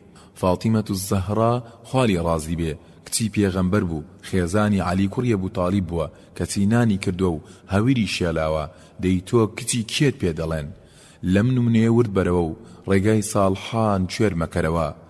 عتا دەجێڕێتەوە دەڵێ فاتیمە ڕەزای خوا لێبێ کچی پێغەمبەری خوا صلی الله عليه وسلم هەویری دەشێلا تەنانەت ئەوەندە سەری دانەواندبوو کە پەرچەمی خەریک بوو دەکەوتە ناو ئارویرەکەوە. ئەی خوشکی بەڕێز و پاک داوێنم، ئەی خوشکی ساڵیحەم، جاری وا هەیە وا دەبێت شوو دەکەیت بە پیاوێک کە بەرپرسە یان ئاستی سیاسی و کۆمەڵاتی یان ئاینی یان حیزبی هەیە. ئیتر شەیطان بە هەموو جۆرە دەوێت لەو ڕێگایە لە خشتت بەرێت و نەشتەرگەری خۆ بە گەورەزانینت نەکەیت، هەرگیز شانی ناو کاروانە مبارەکەی ساڵحان نابیت. شەیطان پێت دەڵێت بڵێ من ژنی فڵان کەسی گەورەم، چۆن نان دەکەم، دەبێ نانی گەرمم هەبێ، دەبێ نانی بازارم بۆ بکڕن. یان لە هەمووی خراپتر خوشکێکی مسلمان کە شوو دەکات تا ماوەیەکی زۆر دەست نادات بە ئیش و نان ناکات. ئەمە چییە؟ وەڵا تازە بووکە. ئەی ئەزانی کچێکی شۆخ و شەنجی عەرەب و کچی سەرۆک عەشیرەت بووە و هەر کە شووی کردووە بە پێغەمبەر صلی الله عليه وسلم ئێوارە گویاستیانەتەوە و بۆ پێغەمبەر صلی الله عليه وسلم لە کۆتایی شەودا قۆڵی هەڵماڵیوە و هەویری شێلاوە بۆ نانکردن. دەیفەرموو سەیری ئەم هەڵوێستەی ئافرەدانی سەحابی بکە و کەمێ لە لوودبەرزی و غڕورت وەرە خوارەوە تا لە کاروانەکە نزیک بیتەوە. دایکی باوەڕدارن سەلەمە خوا لێ ڕازی بێ لە سەرەتای شەوەوە گوێزرایەوە بە بووچی بۆ پێغەمبەری خوا صلی الله عليه وسلم و لە کۆتایی هەر ئەو شەوەدا دەستی کرد بە هەویر شێلان و نانکردن. عەلی کوڕی ئەبوو تاڵیب خوا لێ ڕازی بێ جلوبەرگی سادەی لەبەردەکرد، لەگەڵەوەشدا دەوڵەمەند بووە. کاتی سەرزەنیشتیان دەکرد لەسەر ئەوە دەیفەرموو ئێوە چیتان بەسەر جلوبەرگمەوە؟ بەم جۆرە باشە لە فیز و تەکەببور دەمپارێزێ و مسلمانانیش چاوم لێ دەکەن. خوێنەری بەڕێز ئەم تڕاکە بە کۆتا هات. خاڵی چارەم ساڵحان خۆیان لە بیدعەکاری پاراستووە. هەموو بەرنامەیەک لەم ژیانەی دنیاماندا لە سەرەتادا کۆمەڵێ بنەمای ڕاست و دروست و جوان و سادەیە، بەڵام بە تێبەڕبوونی زەمن و دەستکاریکردنی بنەماکانی ئەو بەرنامەیە لەلایەن زانا و خوێندەوارانیەوە وردە وردە لە سکەکەی خۆی دەترازێن و بەلای چەپ یان بەلای ڕاستدا دەیبەن و ئەگەر زەمەنەکە دوور و درێژ بێت وای لێ دەکەن لە شتێکی تر بچێت. ئەمە لە بەرنامە دەستکردەکانی مرۆڤدا. ئاینی پیرۆزی ئیسلامیش دەستکردی مرۆڤەکان نییە کە ژیرمەند و زانەکانیان بۆیان هەبێت لی زیاد دەکەن یان لی کەم بکەنەوە و بیگۆڕن. بەڵام بەرنامەکە لە سەردەمی پێغەمبەری سەروەرماندا صلی الله عليه وسلم تەواو و تەکمیل بوو بە شاهیدی خوای گەورە و ئاەتی قورئان کە دەفەرموێت اليوم أكملت لكم دينكم وأتممت عليكم نعمتي ورضيت لكم الإسلام دينا. سورة المائدة آيەتی 3. واتە خۆی گەورە دەفەرمێت پێمان ئەمڕۆ ئاینەکەتانم تێر و تەسەل و تەواو کرد و هەموو بەخشەکانی خۆم ڕژان بەسەرتاندا و ڕازی بووم ئاینی پیرۆزی ئیسلام ببێتە ئاین و بەرنامەی ژیانتان. کەواتە هێنانەکایی هەر بیدعەیەک یان زیادەڕەویەک لە فەرمان و ئەرکە ئاینەکاندا مانایەکی زۆر ترسناکی هەیە. کەواتە هێنانەکایی هەر بیدعەیەک یان زیادەڕەویەک لە فەرمان و ئەرکە ئاینەکاندا مانایەکی زۆر ترسناکی هەیە، کاوەش ئەوەیە ئەم ئاینە نوقسانە و ئەو بە خەیاڵی خۆی پەنا بەخوا تەواوی دەکات. کەواتە هەر زیادکردنێک گیان تێکەڵکردنی ئارەزواتی مرۆڤەکان بە دەقەکانی قورئانی پیرۆز و سنەتی پێغەمبەر شتێکی خراپ و گومڕە ئامێزە. ئیتر با خاوەنەکەشی بڵێ شتێکی چاکە و پێویست ئەم زیادکردنە. نەخێر، ئەگەر چاک و پێویست بایە خوا و پێغەمبەر صلی الله عليه وسلم بڕیاریان لەسەر دەدا. چونکە خوای پەروەردگار لە قورئانی پیرۆزدا لە سوڕەی مەریەم ئاەتی 64 دەفەرمێ ما كان ربك نسيا. واتە خوای تۆ هیچی لەبیر ناچێت و هەرچی سوود و کەڵکی مرۆڤەکانی تێدا بوو بێت بۆ هەموو سەردەمەکان بەبێ سێود و کردن قورئان هێناویەتی و فەرمودەش پاڵپشتی بووە لەو کارەدا. لە ژیاندا هەموو شتێک قابلی ئەوەیە کە بەرەو پێشی بەرین و زیادی بکەین و هەمیشە کاری ئەمڕۆمان دەبێت لە کاری دوێنەمان جوانتر بێت و پێشکەوتوتر بێت. بەڵام دەخیلە تەنها ئیسلام بەرنامەی داڕژاوی خوایە و بۆ من و تۆ و هیچ کەسی تر نییە لێکەم بکەینەوە یان بۆی زیاد بکەین. بەڵام هەندێک کەس لە مسلمانان پەنا بەخوا هەر ڕۆژەی شتێک زیاد دەکەن لەناو هەموو کارە شەرعی و پەرستیەکاندا، وەک نوێژ و بانگ و قامەت و ڕۆژ و حەج و سەڵاوەتدان و قورئان خوێندن و ذیکرکردندا. بەڵام کاتێ بە شێوەیەکی برایانە و خۆشەویستانە دەست دەکەیتە ملیان و پێیان دەڵێت لە پێناوی چیدا ئەم کارە دەکەن، بۆچی بەو جۆرە دینداری ناکەن کە محەممەد صلى الله عليه وسلم و خەلیفە ڕاشیدەکان و ئەصحابی بەدر و سەرجەم هاوڵان کردیان و بەهۆیەوە خوش لیان ڕازی بوو. دەیئیتر براکەم تۆ لەوە زیاتر چیت دەوێت؟ ئەوان بەو ئاینداریە پاکە بێغەل و غەش و دوور لە بیدعە و زیادەکاریەوە بەهەشتیان بۆ خۆیان پچڕی. دەئیتر تۆ بە تەمای چیت و نیازت چێ بەم دەستکاریکردنی بانگ و قامەت و سەرجەم شاعیرەکانی تری ئیسلام؟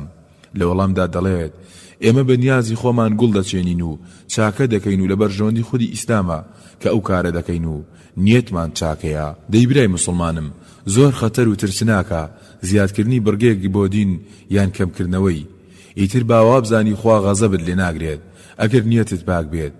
سوڕەی ئەلکەهف خوێندۆتەوە دەیگوێ بگرە بۆم ئاەتە پیرۆزە کە خوای پەروەردگار لە قورئاندا دەفەرمێت الذين ضل سعيهم في الحياة الدنيا وهم يحسبون أنهم يحسنون صنعا. سوڕەی ئەلکەهف ئاەتی 104 واتە خەسارۆمەندترین کەستان پێ بناسێنم دەیەو کەسانن کە هەمومان دووبوون و هەوڵ و تەقەڵای دنیایان بەزایە دەچێت و سوودیان پێناگەێنێت، کەچی خۆیان بەنیانزی خۆیان وان زانی و خێریان دەگات و لە خواش نزیسیان دەکاتەوە. زۆربەی ئەو کەسانەی بیدعاکاری دەکەن دەڵێن زیانی نییە، وا دەزانین شتێکی چاک دەکەین و بیدعاکە حەسەنەیە. پەنا بەخوا خوێنەری خۆشەویستم، من نووسەرم بۆ هەموو لایەک و هەرگیز نامبینی لە بەرغارەزێک یان تەرەفگیریەک شتێک بنو بنووسم تۆی پێنیگەران بکەم، بەڵکو منیش فەقێکی لاوازی حجرەکەی پێغەمبەری خوام صلى الله عليه وسلم و لە فەرمودە سەحیحەکانی ئەوە قسەی دۆستانە و برانەت بۆ دەکەم. بۆیە ئەم فەرمودەیە باش لەبەر بکە و لەناو دڵ و مێشکتدا جێیان بکەرەوە. عایشەی کچی ئەبوبەکری سیدیق خوایان لێ ڕازی بێت لە پێغەمبەری خوا و دەجێڕێتەوە کە فەرموویەتی هەر کەسێ شتێکی نوێدا بهێنێ و تێکەڵی ئەم ئاینەی ئێمەی بکات کە لەم ئاینەدا نەبێت ئەوە خوا لێ وەرناگرێت و دەیداتەوە بەناو چاویدا و پاداشتی ماندووبوونەکەی مای پوچی و سەرگەردانیەتی لە ڕۆژی قیامەتدا. پێغەمبەری خۆشەویست صلی الله عليه وسلم بەرنامەیەکی تێر و تەسەلی وای هێناوە کە پێویست بە زیادکردنی ناکات و دروست نییە بڵێین با فلان بەرگەی بۆ زیاد بکەین یان فلان بەرگەی لێلا ببین. من لێرە وەرکەی سەرشانمە ئەو مسلمانە خۆشەویستانە ئاگادار بکەمەوە کە واز دەو کارە بێنن، ئەوە لە ڕێزی ساڵحان دەیان باتە دەرەوە و لە کاروانەکەی ساڵحان دووریان دەخاتەوە، نەکەر ئەوەندە بەڵکو لە شەفاعەتی پێغەمبەر صلی الله عليه وسلم بێبەش دەبن و ناویشیان نییە لەسەر یەک پەرداخ لە پەرداخەکانی سەر حەوزی کەوسەر و دەگوێ بگرە بە ئەم فەرمودە سەحیحەت بخەمەوە یاد و دڵنیاشم تۆش وەک من لەگەڵ بیدعەدا بەینت تێک دەچێت و ئینشاء الله. پێغەمبەری خۆشەویست صلی الله عليه وسلم باسی مەشهدێکی خەمناک و ناهەمواری ڕۆژی قیامەتمان بۆ دەکات کە تیایدا کۆمەڵێک لە مسلمانان بەرەو ئاگری دۆزەخ دەدرێتە بەر و بۆ پێغەمبەرەکەشیان نییە کە تکایان بۆ بکات و دەفەرمێت من لای حەوزی کەوسەردا چاوەڕوانتان دەکەم و دەستەیەک لە ئومەتەکەم دانێت بێن و ئاو بخۆنەوە، فریشتەکان ڕێیان نادەن و بەرەو دۆزەخ پاڵیان پێوە دەنێن و ڕەحمەتە لیلعالەمینیش خۆی پێناگیرێت و هاوار دەکات ئەوانە ئومەتی منن وازیان لێبێنن و فریشتەکانیش لا دەکەنەوە بۆ لای ئەبوو بە شێوەیەکی ناز پێی دەڵێن بەڵێ ئومەتی تۆن شوێن کەوتەی تۆن، بەڵام تۆ نازانی دوای وفاتی تۆ و لە سەردەمەکانی داهاتوودا چیان داهێناوە و تێکەڵیان کردووە و بەکانیاوە زوڵاڵەکەی ئیسلام. ئیبن عومەریش خوالی ڕازی بێت زۆر لەم فەرمودەیە ترساوە و هەمیشە پەنای گرتووە بەخوا کە هێشێک بێت لەو کەسانەی کە ڕۆژی قیامەتدا لە پێغەمبەری خوا و هاوڵە بەڕێزەکانی جیا بکرێتەوە و لەگەڵ ئەواندا حەشر نەکرێت و ئەم وتەجوانەی لەبیر مەکە تا لە ژیانت دای. محەممەد دەڵێ پێم گەیشتووە لە عەبدوڵای کوڕی عومەری کوڕی خەتابە و خالی ڕازی بێ و لە باوکیشی ڕازی بێ کە دەیفەرموو من لەگەڵ کۆمەڵێک هاوڕێمدا ژیاوم کاتی خۆی لەسەر کۆمەڵێ ڕێنمایی و سنەتی بەرز و دروست بووین. زۆر دەترسم کە پێچەوانەی ئەوان کار بکەم لە دینداریکردنمدا و ئەوەش ببێت بەهۆی ئەوەی کە لە ڕۆژی قیامەتدا نەگەم پێیان و لێیان ببڕێم. خۆشەویستانم، خوشکان و برانی ساڵح و ساڵیحەم، گوێگرانی بەڕێزم، هەوڵ مەدە ئیسلام بۆ وایاق بکەیت و بە میکیاجی بیدعە و شتی داهێنرا و جوانی بکەیت، بەڵام ئیسلام هاتووە و من و تۆ جوان بکات. ئیسلام خۆی جوانە و وە خۆر و مانگ و ئاسمان و زەوی چیاکان جوان دروست کراوە. نەکەی دەخیلت بم جگە لە قورئانی پیرۆز و سنەت و ژیانی پێغەمبەری خوا صلى الله عليه وسلم شتێکی تر زیاد بکەیت. بەنیەتەوەی گوایە خەڵکی پێدەهێنیتە بۆ ئیلای ئیسلام و خەڵکیش گوێ بۆ قورئان و سنەت ناگرن لەم ڕۆژگارەدا. با پێکەوە لە بەردەم یەکێ لە ساڵح و خواناسی ئومەتەکەمان ئیبن ئیدریسی خەولانیدا بوەستین و بزانین لەم بارەیەوە وانەیەکمان پێدەدات و لە هاوڵە مەزنەکەی پێغەمبەرمانەوە صلى الله عليه وسلم معاذی کوڕی جەبەلەوە شتێکمان بۆ دەجێڕێتەوە. ئیبن ئیدریسی خەولانی ڕەحمەتی خوای لێبێ لە معاذی کوڕی جەبەلەوە دەجێڕێتەوە، خوای لێ ڕازی بێ، فەرمیەتی لەوانەیە ڕۆژێک بێتە پێشەوە کەسێک بڵێت نازانم هۆی چییە قورئانی پەروەردگار بەسەر خەڵکیدا دەخوێنم کەچی شوێنم ناکەون و گومانیش نابم شوێنم بکەون و مەگەشتی تازیان بۆ بهێنمە ناو ئاینەکەوە جگە لە قورئان. دەیدەستم بەدامێنتان بن نزیکی بیدعە و داهێنراو مەبنەوە، چونکەوە چڵە پۆپەی سەر لێ تێکچوون و گومڕاییە. هەروەها یەکێ لە عەبدوڵای مەزنەکانی ئیسلام خوا لێ ڕازی بێ وەک معاذ ڕامان دەوەشێنێ و لە کۆمەڵی قسەی بێمانە ئاگادارمان دەکاتەوە، وەک پێم وایە وا بانگ بدرێ یان وا بە جوان دەزانم وا بە ڕژوو بین یان وای بۆ دەچم ئاوان نوێژ بکرێ باشە. دووبارە دەستم بەدامێنتان واز لەو شتانە بێنن. عەبدوڵای کوڕی مەسعود خوا لێ ڕازی بێ یەکێکە لە هاوڵە پێشینە و گەورە زانەکانی ئیسلام و ئاگادارمان دەکاتەوە لە بەکارهێنانی عەقڵ و بۆ چوون لە بیر و باوەڕ و ڕەوشتی موسڵماندا و دەفەرمێت ئەیاکم واتە دەخیلتان بم دوور بن، پێم وایە وای بۆ دەچم چونکە ئومەتەکانی پێش ئێوە پێم وایە وای بۆ دەچم خوای گەورە لە ناوی بردوون. ئەمە سوفیانی کوڕی ثەوریە وەسیەت دەکات بۆمان کە تا بۆمان دەکرێت لەگەڵ ئەو کەسانەدا سنەت جێبەجێ دەکەن باش بین و پشتیان لە زەوی نەدەین، قسەیان پێ نەڵێین و لەناو خەڵکدا سوچیان نەکەین و چونکەوانە غەریب و بێ کەسن. زانای مەزنی فەرمودەناس سوفیانی ثەوری ڕەحمەتی خوای لێبێ دەفەرمێ تا بۆتان دەکرێت براکانم باش بن لەگەڵ ئەو کەسانەی کە دەیانەوێت هەنگاو بە هەنگاو لەگەڵ سنەتدا بن، خۆیان بە دوور دەگرن لە بیدعە و داهێنراوەکان، چونکە ئەو کەسانە غەریب و بێکەسن لەناو مسلماناندا. نەکەی خوشک و برای مسلمانم بڵێ بیدعە دوو جۆرە، یەکەم حەسەنەیە و دووەم سەیئەیە، بەڵکو هەمووی سەیئەیە، چونکە دەستکاریکردنی بەرنامە تێر و تەواوەکەی پەروەردگارە. زاناکان هەمویان دژی بیدعەی حەسەنەن و ئەو وتانەی دژی بیدعە دەری دەبڕن مەبەستیان بیدعەی حەسەنەیە.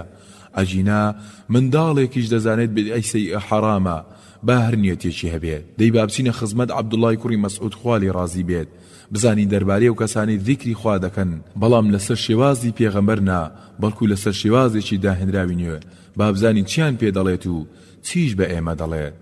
عومەری کوڕی سەلەمە دەڵێ لەبەر دەرگاکەی ماڵی عەبدوڵای کوڕی مەسعود دانیشت بووین لە نێوان نوێژی مەغریب و ئیشادا بوو.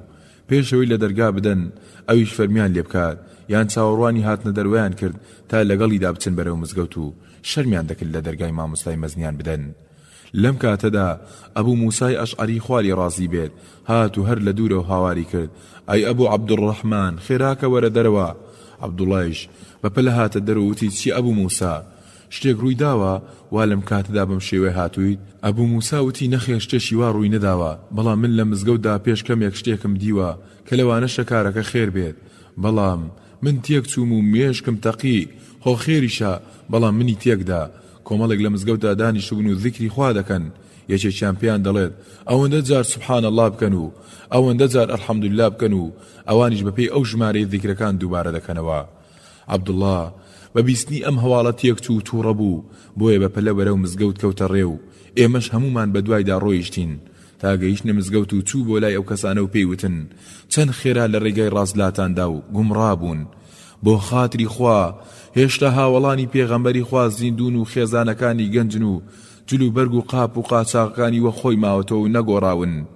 براکانم ئێوە گوناه و خراپەکانتان بژمێرن و مهێڵن زیاد بکات و تەوبەی لەسەر بکەن، ئەو کاتە من زەمانەتی لای خواتان بۆ دەکەم کە چاکەکانتان بۆ دەژمێردرێت. خۆم کاری ئەو کۆمەڵە مسلمانە دەیان کرد کارێکی چاک بوو، بە زاراوەی هەندێک بیدعەیەکی حەسەنە بوو، بەڵام لە لای هاوڵە تێگەیشتوەکان قوتابیە گوێڕا لە دڵسۆزەکانی پێغەمبەری خوا صلى الله عليه وسلم بیدعایەک زۆرە و دابەش ناکرێت بۆ دوو زۆر و ساڵحانیش دەبێت ئاوالێکی تێبگەن تا لە کاروانە مبارەکە دانەبڕێن و جێنەمێنن. برای بەڕێزم، خوشکی بەڕێزم، یەکێک لە بنەما ترسناکانی بیدعاوەیە کە خەڵکی ئەوەندە بەرز بکەینەوە بۆ ئاستێک کە نزیک بێت لە ئاستی پێغەمبەر صلى الله عليه وسلم و هەندێک کاتیش پەنا بەخوا لەویش بەرزتری بکەینەوە. بەڵام ساڵحانی ئەم ئومەتەی ئێمە کەڕامەتێکی بەو جۆرەشیان لەخوا ناسێکەوە دیت بێت هەوڵیان داوە بیشارنەوە و خەڵکی پێ لە خشتە نەبرێت و خەڵکی پێ نەکرێتە خزمەتکار و دەروێش. لەم بەسەرهاتەوەی خوارەوە ورد بەرەوە و ئەو جا بزانە کە لە بنەماکانی بەرەو خواچوون و ساڵحبوون ئەوەیە کە واز لە بەندەکانی خوا بێنین و کەڕامەتەکانیان گەورە نەکەین و خەڵکی لە خواناسیوە لە شوێن کەوتنی سنت نەترازێنین و بۆ ئەوەی بە کەسایەتیەکان سەرسام بن. پیاو ساڵحی ئومەت عەبدوڵای کوڕی غالیب ڕەحمەتی خوای لێبێت لێچێ لە غەزاکاندا شەهید بوو. کاتێویستیان بینێژن و دایان هێڵایەوە گۆڕەکەیەوە دەبینن گۆڕەکەی بۆنی میسک دەدات. مالیکی کوڕی دینار ڕەحمەتی خوای لێبێت دەڵێ من بەخۆم چوومە ناو گۆڕەکەی عەبدوڵای کوڕی غالیب و مشتی خۆڵم هەڵگرت و بۆنم کرد دەبینم پڕا و پڕ بۆنی میسک دەدات. وتی پاش ئەوەی خەریک بوو خەڵکی بەو هۆیەوە تووشی فیتنە و لە ڕێدلادان ببن کەسێکم نارد بۆ گۆڕەکەی و تەختی کرد و شوێنەواری ون کرد. ساڵحان خۆیان لێ ڕازی بێت ئاوا لە ئیسلام تێگەیشتون نەک وەک ئەوەی کە ڕاگەاندنی لە سنوور بەدەر بکات بۆ سەرگەورە و مامۆستا و شێخەکەی و حەز بکات لە پێغەمبەر و هاوڵان زیاتر لە دڵی خەڵکدا بەیهەت بن. ساڵحان ڕەحمەتی خۆیان لێبێت زۆر ناتەبان لەگەڵ ئەهلی هەوا و ئارەزوو داهێنەراندا لە بواری بیر و باوەڕ و پەرستەکاندا فەرموو سەیرێکی خواناسی ئیسلام ئەیبوو لە سەختیانی بکە و پندێکی باشی لێوەربگرا. سەلامی کوڕی ئەبی موطیع دەڵێ یەکێک لە ئەهلی هەوا و ئارەزوەکەران ئەوانەی بە مەزاجی خۆیان دینداری دەکەن نەک بە میزاجی شوێن کەوتن هات بۆ لای شێخ ئەیوبی سەختیانی و ڕەحمەتی خوای لێبێت و پێیوت بۆم هەیە یەک وشت لەگەڵدا بدوێم؟ ئەویش لە وەڵامدا پێیوت نەخێر تەنانەت نی وشەشت بۆ نییە. ئەمە باشە لەگەڵ ئەو کاسانەدا کە مێشکیان داخراوە و گفتوگۆ سوودی نەبێت لەگەڵیاندا.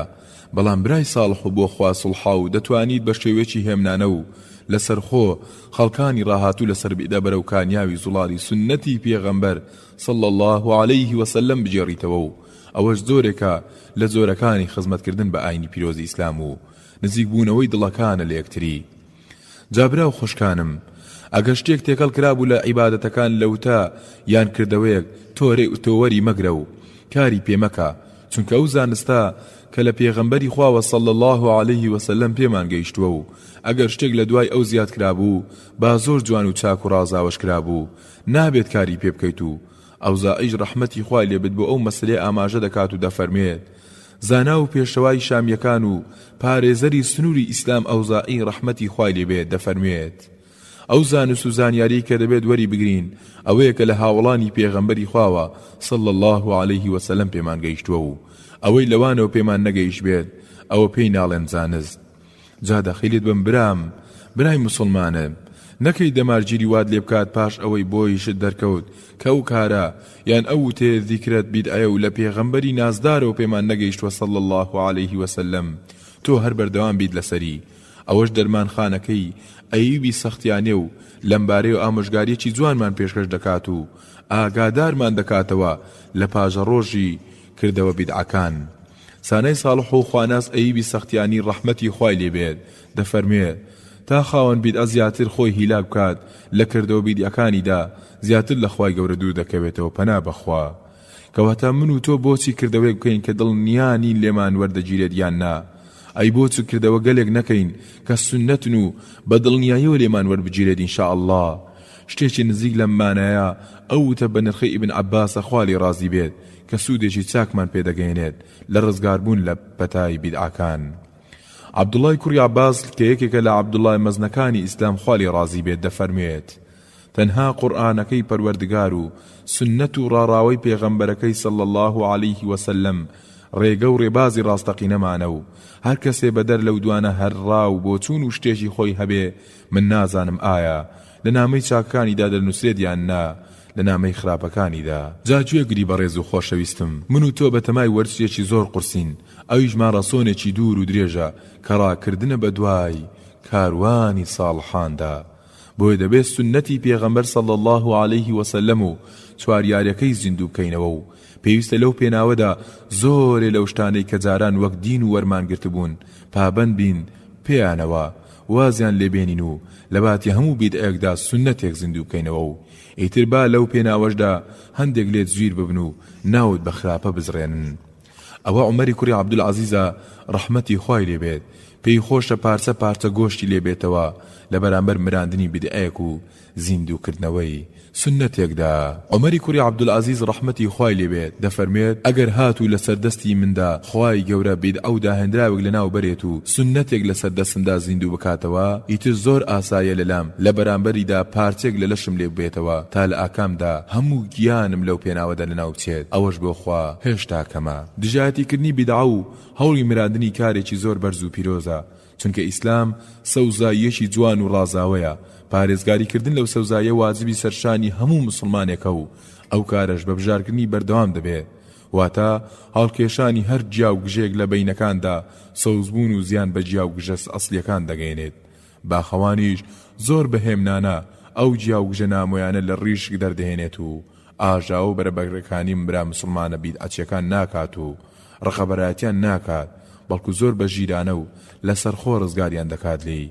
سەیری خەلیفەی دووەمی ئیسلام بکەن چۆن بە ژیرانە دەوێت مسلمانان لە بیدعە و ئارەزووکاری گومان دوور بخاتەوە. عومەری کوڕی خەتاب ڕەحمەتی خوای لێبێت لەسەر مینبەر و تاری دەدا و دەیفەرموو ئەی خەڵچینە، ڕاوبۆچوونەکانی پێغەمبەری خوا صلی الله عليه وسلم تەواو بووە، چونکە خوای گەورە لە ڕێگای وەحیەوە پێی پیشان داوە، بەڵام لەلایەن ئێمەوە گومان بردن و زۆر لە خۆکردنە، واتە ئاینی خوا کامڵە و زۆر لە خۆکردنی ناوێ، پێویستی بە ئارایشتکردن نییە. تا یەکێک بڵێ بەڕای من ئەمە شتێکی باشە و ویان ئەمە شتێکی جوانە و بیدعەیەکی حەسەنەیە. ئەی برای ساڵحم، خوشکی ساڵحم، زۆر شت هەیە کە پێت وایە کردنی باشە یان وتنی باشە، بەڵام دەستم بەدامێنت بم بپرسە بزانە پێغەمبەری خوا و هاوڵە شیرینەکانی کردویانە؟ ئەگەر نەیان کردبوو تۆش نەیکەیت و وازی لێبێنە و ئەوەش بژارکردنی ئاینە. ساڵحان ڕەحمەتی خوایان لێبێ زۆر حەزیان کردووە هەندێک کار ئەنجام بدەن، بەڵام لە ترسی ئەوەی نەکەونە بیدعەوە وازیان لێهێناوە و نەیان کردووە.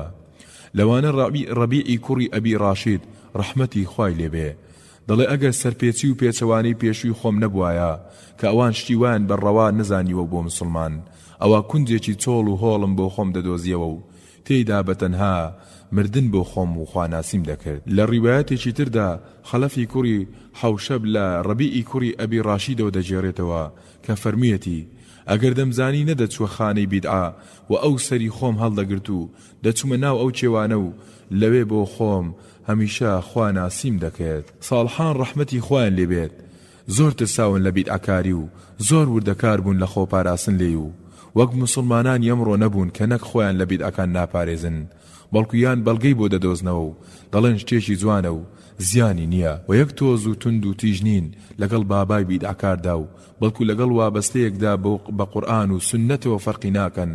بەڵام بزانین ساڵحان چۆن سەیری ئەو کارانەیان کردووە. خواناسی بەناوبانگی ئیسلام فضەیلی کوڕی عیاض ڕەحمەتی خوای لێبێ دەفەرمێت هەر کاتێک مسلمانێکی بیدعەچیت لە ڕێگایەکدا پێگەیشت تۆ خێرا ڕێگەت بگۆڕە و لە ڕێگەیەکی ترەوە بڕۆ. فضەی لەم بڕگە کورتەدا دەیەوێت قوتابیان و مریدانی قورئان لە ترسناکی بیدعە ئاگادار کاتەوە و تیان بگێنێ لەو کەسانەوە نزیک ببنەوە کە ئیسلام بۆ خۆی و کانیاوە سازگارەکەی جێبەجێ دەکەن و ناهێڵن لەم لاو لەولاوە جۆگە لە ئاوی تر بێتە سەر کانیاوە ئەسڵەکە و لێڵی بکات یان بیشارێتەوە. من و تۆ چیمان لە خەلیفەی یەکەمی ئیسلام زیاترە؟ بۆچی ئەگەر کەسێک دڵسۆزانە لێمان بێتە پێش و ئاگادارمان بکاتەوە لە کارە بیدعەکانمان و بمان خاتە سەر ڕێبازی سنەتی پێغەمبەر صلی الله عليه وسلم و لێی وەرنەگرین و دەم و چاوی لێ بێهێنینەیەک و هەزار ناو و ناتۆرەی خراپی بخەینە دوا و بمانەوێت لەبەر چاوی و مسلمانانی بخەین. دەی من وەک خۆم سپاسی هەر کەسێ دەکەم بژاری دینەکەم بکات لە هەموو گیاکەڵا و ڕوەکێکی نامۆ کە مسلمانان لە ناو سەدەکانی ڕابردوودا لە ناو کێڵگەی قورئان و سنەتدا چاندویانە. بابزانین ئەبوو بەکری سدیق خالی ڕازی بێت چی دەفەرموێ؟ کاتی ئەبوو بەکری سدیق بوو بە خەلیفەی مسلمانان لە یەکەمین وتاردا فەرمووی ئەی خەڵچینە من شوێنکەوتەی سنەت و ڕێڕەوی قورئان و فەرمودەم و بیدعەچی نیم و شتی تازەتان لە خۆمەوە بۆ نەهێنم. لەم ڕێگەیشدا ئەگەر چاکەم کرد هاوکارم بن و پشتگیرم بن تا زیاتر چاک بم و ئەگەر کەمێ لامدا لە ڕێگەی چاکە و قورئان و سنت ئێوە هەوڵ بدەن ڕاستم بکەنەوە و بمهێننەوە سەر سکەی ڕێک و ڕاست. دەی ئایا تۆ برای مسلمان چیت لەو پیاوە مەزنە زیاترە؟ بۆچی کاتێ پێت دەڵێن ئەو کارە بیدعێ و دوورە لە هەدی پێغەمبەر صلی الله عليه وسلم ئیتر سوپاسی ناکەیت و واز لەو کارە ناهێنی؟ ئەی سەیری شوێنکەوتەی پێغەمبەری مەزن صلی الله عليه وسلم ئەبی دەردا زانا مەزنەکەی شام و هاوڵە گیان لەسەر دەستەکەی محەممەد المستەفا صلی الله عليه وسلم ڕێگایەکی جوانی داناوە بۆت تا لە دنیای بیدعەت بپچڕێنێت و لەگەڵ دنیا ئاڵەکەی سنەتی خاوێندا دەست لە ملت بکاتەوە و بزانین چیمان پێدەفەرمێت. ئەبوو دەردا خوالی ڕازی بێ دەفەرمێت یان زانا بە و خەڵکی فێری قورئان و سنەت و زانستە بەسوودەکان بکە، یان خوێندکار بە و لە بەردەم زانایاندا چۆک دەبدە و زانە زۆر بگرە، یان ئەگەر ئەو دوانەش نەبووی گوێگر بۆ قسەی بەسوود و قورئان و سنەتی پێغەمبەر و وانەی لێوەربگرە و جێبەجیان بکە. بەڵام دەخیلت بم چوارم مەبە لە ناو دەچیت دەڵێ لە حەسەنم پرسی چوارەم هەیە، چوارەم چییە؟ لە وەڵام داوتی بیدعەتی. چەندێک زنانی حەڵال پەیداکردن گەورە و مەزنە لە ئیسلامدا لە بەرامبەریشدا زیندووکردنەوەی سنەت و کارپێکردنی ئەوەندە گەورەیە، چونکە یەکەم گەدا کە پاروی حەرام دەپارێزێت، بەڵام دووەم دینەکەت لە یادکردن و دەستکاریکردن دەپارێزێت. با ڕستێکی پڕ لە مانای زانەی خواناس یونسی کوڕی عوبەید بخەمەوە یادتان لەم بارەیەوە کەوتوویەتی. یونسی کوڕی عوبەید ڕەحمەتی خوای لێبێت دەفەرمێت هیچ شتێک ئەوەندەی دووشت بە نرخ نییە پارە و درهەمێکی حەڵاڵ مرۆڤ پەیدای بکات بۆ خۆی و ماڵ و منداڵی، دوام پیاوێک تا لە ژیاندایە لەسەر سنەتی پێغەمبەری خوا صلی الله عليه وسلم لا نەدات و کاریان پێ بکات. هەر کەسیش لەسەر ڕێڕەوی سنەت بڕوات لە ژەنگ و ژیواری بیدعە و تێکەڵ و کراوەکان بە سنەتی پێغەمبەر صلی الله عليه وسلم ڕزگاری دەبێت. ئەو پەرتەوازەیی و گروپی و مەزهەبیەی ڕووی لە مسلمانان کردووە و یەکەی دەگەڕێتەوە بۆ جێگیربوونی بیدعە بە شێوازێکی زۆر ناشرین لە ناو مسلماناندا و تاوای لێ هاتووە مرۆڤی وا هەیە ئامادەیە دەست لە سنەتێکی صحیحی پێغەمبەر صلی الله عليه وسلم هەڵبگرێت، بەڵام وا دەزانێت هەموو دنیای بەسەردا ڕووخاوە ئەگەر بتێت بیدعەیەکی بۆ ڕۆشن بکەیتەوە بتێ وازی لێبێنێ. هەر ئەم هۆیە ژوای کرد لە ساڵح و خواناسی ئومەت سولەیمانی تەمیمی کە وەندە ڕقی لە مسلمانی بیدعەتی دەبێتەوە کە بە جۆرێ تا مردن و سەرەمەرگیش هەر خەفەتبار بوو دەگریا، بزانین لەبەرچی بووە و وا بەو جۆرە گریاوە. سولەیمانی تەمیمی ڕەحمەتی خوای لێبێ لە نەخۆشیەکدا زۆر بەکوڵ گریا و پێیان وت بۆچی دەگرێت؟ ئایا لە مردن دەترسیت؟ وتی نەخێر، بەڵام جارێکیاندان بەلای قەدەریەکاندا. قەدەریەکان کۆمەڵێ لە مسلمان و بەوە گومڕابوون کە دەڵێن هەموو گوناهەیەک قەزا و قەدەرە. سڵاوم لێکردن، زۆر دەترسم پەروەردگارم لەسەر ئەو لێپرسینەوەم لەگەڵدا بکات. فضەیلی کوڕی ئیاضیش ڕەحمەتی خوای لێبێ زۆر پەس بووە بە بیدعە و زۆر ترسناک بووە لە لای کەعەبدێک ئەوەندە ڕوودار بێت، ئەوەندە بێ شەرم بێت ئیسلامی عەزیز بەتناتەوە و نوقستان بزانێت و بە خەیاڵی خۆی شتی بۆ زیاد بکات و تەواوی بکات. پەنا بەخوا بۆیە ئامۆژگاریم دەکات وەک پێشتر باسم کرد کە پێمان دەفەرمێت ئەگەر بیدعەتیەک بەرەو ڕوود هات تۆ هەڵبدە لەو ڕێگایەوە نەچیت و لا بدەلێی. برای خۆشەویستم، خوشکی بڕوادارم، منیش جار بەزار کاتی خۆی هەندێک کردەوەم بەگەرم کردبوو، زۆر دڵم پێیان خۆش بوو. هەندێک لە هاوڕێ و تێگەیشتوەکانم پێیان وتم ئەو کارانەی تۆ دەیکەیت سنەت نین و بگرە بیدعە و داهێنرا و زیادکراون بۆ ئیسلام و پێغەمبەری خۆشەویستمان صلی الله عليه وسلم شتی وای نەکردووە و کەچی خوایش لێ ڕازی بووە. بەڵام بەداخەوە لەو کاتەدا گوێم پێ نەدان و لەسەر کارەکانم بەردەوام بووم و زۆریش خۆم دەڕەنجاند. بەڵام وتێکی ئیمام مالیک ڕەحمەتی خوای لێبێ کاری تێکردم و پاش ئەوە دەستم کرد بە بژارکردنی کردەوە چاکانم و ئەوەی لەگەڵ سونەتدا نەبوایە نەم دەکرد، با زۆر جوانیش بوایە. ئەو وتێ گیان و دڵ و دەرونی هەژاندم و بیدعەی وا لەبەر چاو خستم کەوام لێ هات کە نەمدەوێرا نوێژ بکەم لە دوای بیدعەتیەکانەوە. وتەیەکی شێوەیە کە دەفەرمێت هەر کەسێ بیدعەیەک لەم دینەدا بێنێتە کایەوە مانای وایە ئەم دینە بە ناتەواوی دەزانێت و پێغەمبەری خوای صلی الله عليه وسلم پەنا بەخوا بەناپاک و خائین دەزانێت و دەڵێت دینەکەی بە ناتەواوی گاندوتە ئێمە و من دەمەوێت بەداهێنانی جوان تەواوی بکەم. کەسی خوای گەورە بڕیاری تەواوی دینەکەی ئیسلام دەدات و دەفەرمێت اليوم أكملت لكم دينكم وأتممت عليكم نعمتي ورضيت لكم الإسلام دينا. سورة المائدة آية 3. واتا ئەمڕۆ ئاینەکەتانم تێر و تەسەل کرد و بەخششی خۆم بە تەواوی ڕژان بەسەرتاندا و ڕازی بووم کە ئیسلام ئاینتان بێت. خوێنەری بەڕێز ئەم تڕاکە بە کۆتا هات. لە بەشی دوێمی کتێبەکەمان گەیشتین بە خاڵی پێنجەم ساڵحان خۆیان لە ڕیابازی پاراستووە. ئیسلام کۆتا بەرنامەی ژیانە و تەواوترین پرۆگرامی پەروەردەی لەخۆگرتووە. تەنها ئیسلامە کردەوەی چاک و ڕەوشتی بەرز و هەڵوێستی مەردانە، بانگەواز، جیهاد و گیانفیدایی و خواناسی و بەنداتیکردن بۆ خوا لە کەس وەرناگرێت ئەگەر مەرجێکی گەورە و قورسی تێدا نەبێت. ئەزانی ئەو مەرجە کامەیە؟ ئەو مەرجە دڵسۆزیە، واتە لەبەر خاتری خوا ئەنجامی دابێ. دەی لەم ئاەتەی سوورەتی ئەلبەیینە ورد بەرەوە کە خوای پەروەردگار دەفەرمێت: وما أمروا إلا ليعبدوا الله مخلصين له الدين حنفاء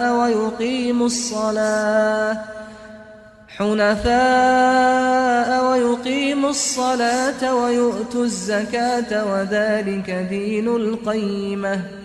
سورة البينة آية 5. واتا خوای گەورە باسی ئومەتەکانی پێشوو دەکات و دەفەرموێت فەرمانمان پێ نەداون تەنها بەوە نەبێت کە خوا پەرستی بکەن بە دڵسۆزی و ئیخلاسەوە و ئاین بەرپا بکەن بۆی، بەڕێک و پێچی و نوێژ بکەن و زەکات دەربکەن لە ماڵەکانتان و ئەوەش ئاینی ڕاست و دروستە. لە سوورەی ماعوندا خوای گەورە وەیلی داناو بۆ چێ؟ بۆ ئەو کەسانەی کە کەم تەرخەمی دەکەن لە نوێژەکانیاندا، واتە دەیفەوتێن و لە جێگەی خۆیدا ئەنجامی نادەن. ئەو کەسانەشی کە ڕیابازی دەکەن و کاری چاکە ئەنجام دەدەن، بەڵام لە بەرچاوی خەڵک و ئەگەر لە شوێنێکدا تەنها بوون ئەو کارە چاکە ناکەن. خوای پەروەردگار لە قورئانی پیرۆزدا لە سوورەی ئەلماعون ئاەتی 4 تا 7 دەفەرمێت: فويل للمصلين الذين هم عن صلاتهم ساهون الذين هم يراءون ويمنعون الماعون. واتا ويل پەنا بەخوا کە شیوێکە لە شیوەکانی ناو جەهەنەم، یان بەمانای لە ناوچوون و ڕەنجەڕۆیی بۆ ئەو کەسانەی کە نوێژ دەکەن، بەڵام چ نوێژێک؟ ئەو نوێژەی کەوا کەم تەرخەمی تێدەکەن و لەبەر ڕووپامایی و ڕیا ئەنجامی دەدەن و پێداویستی دەفر و دۆڵەیش نادەن بە دراوسێ. لە جێگەیەکی تردا خوای گەورە باسی ئەو کەسانە دەکات کە باوەڕیان وایە کە دەگەنەوە بە پەروەردگاریان لە ڕۆژی قیامەتدا با کردەوەی چاچی مەرزدار ئەنجام بدەن. کام مەرجەیە؟ هەی خۆشەویستانم، خوای پەروەردگار لە سوورەی ئەلکەهف ئاەتی 110 دەفەرمێت: قل إنما أنا بشر مثلكم يوحى إلي أنما إلهكم إله واحد فمن كان يرجو لقاء ربه فليعمل عملا صالحا ولا يشرك بعبادة ربه أحدا. واتا هەر کەسێ باوەڕی وایە و بەتەمایە بگەڕێتەوە بەردەم لێپرسینەوەی پەروەردگاری، باکردەوەی چاک بکات و لە خواناسی و بەنداتیکردنیدا دڵسۆزی و ئیخلاس بنوێنێ و هاوبەشی تێدا پەیدا نەکات بۆ خوا، با لەبەر خاتری خوا و پاداشتی ڕۆژی دوایی هەموو کارە چاکەکانی بکات و خوای گەورە بەربە نیوەیی ناوێت، واتە نیوەی لەبەر خاتری خوا و نیوەی لەبەر ئەوەی خەڵکی وەسفی چاکەی بکەن و خوای گەورە بەشەکەی خۆی ناوێت و هەمووی دەدات بەو کەسەی کە لەبەر ئەو چاکەی ئەنجام داوە. بۆیە خوشک و برای مسلمان و گوێگر، گوێ بگرە بۆ ئەم فەرمودەی پێغەمبەر صلی الله عليه وسلم کە لە ئەبوو هوڕەیرەوە جێراوەتەوە خوالی ڕازی بێت، دەڵێ لە پێغەمبەری خوان بیست صلی الله عليه وسلم فەرمووی خوای گەورە سبحانه وتعالى دەفەرمێت من لە هەموو کەس زیاتر پێویستم بە هاوبەشی نییە و هەر کەسێک کردەوەیەکی چاک بکات و لەبەر من بیکات بەڵام لەبەر ئەوەی خەڵکیش بیبینێ ئەوە من لەو کردەوێ بەریم و نامێوێت و با بۆ ئەو کەسە بێت کە لەبەر ئافرینێک کردەوەکەی بۆ کردووە. ڕیابازی زۆر ترسناکە خۆشەویستان و بەڕێزان و گوێگران، خاوەنەکەی لە کاروانی ساڵحان دەکرێتە دەرەوە و کردەوە چاکەکانی بۆ نانووسرێت، لەمانەش زیاتر دەبێتە هاوبەشی پەیداکەری بچووک پەنا بەخوا. ئەزانی هاوبەشی پەیداکردنی بچووک ئەشرکل ئەسغەر چییە؟ دەگوێ بگرە بۆ ئەم فەرموودەیەی پێغەمبەر صلی الله عليه وسلم. پێغەمبەری خوا صلی الله عليه وسلم دەفەرموێ ئەوەی زیاتر ترسم هەیە کە تووشتان ببێت هاوبەش پەیداکردنی بچووکە، هاوڵان خوایان لێ ڕازی بێت، هەروەک سیفەتی بەردەوامی خوایان لە خزمەت پێغەمبەری خوا صلی الله عليه وسلم. پرسیان هاوبەش پەیداکردنی بچووک چییە؟ ئەی پێغەمبەری خوا صلی الله عليه وسلم. ئەویش فەرمووی ڕیابازی خوا لە ڕۆژی قیامەت کاتێ پاداشتی کردەوەکانی خەڵکی دەداتەوە بە هەندێک دەفەرموێ لای من بە تەمای پاداش مەبن و بڕۆن بۆ لای ئەو کەسانەی کە لەبەر ئەوان کردەوەی جوانتان ئەنجام دەدا و بزانن توانای پاداش دانەوەی ئێوەیان هەیە؟ بێگومان نەخێر. کۆچ زۆر گەورێ و کارێکی قورس و گران و ناڕەحەتە. کۆچ واتە بەجێهێشتنی ماڵ و منداڵ و وەزیفە و مەعاش و باخ و ڕەزەکانی و بچێت بۆ جێگایەک کە غەریب و نامە و بێلانە و ماڵ و منداڵ و بێکار و بێپارە. ئەم کارە گەورەیە لە قیامەتدا دەدرێت بن لە بێژینگ بزانن چی دەردەچێت لە بەرخوا کردوویەتی یان نیەتی تری تێکەڵ کردووە. پێغەمبەری خوا صلی الله عليه وسلم فەرموویەتی پاداشتی کردەوەکان بەپێی نیەتەکانە و بەپێی ڕادەی نیەت پاچی پاداش دەدرێتەوە. هەر کەسێک کۆچ بکات بۆ لای خوا و پێغەمبەرەکەی ئەوە بۆی دەنووسێت کە ڕاست دەکات و بۆ لەبەر خوا و پێغەمبەرەکەی کۆچی کردووە.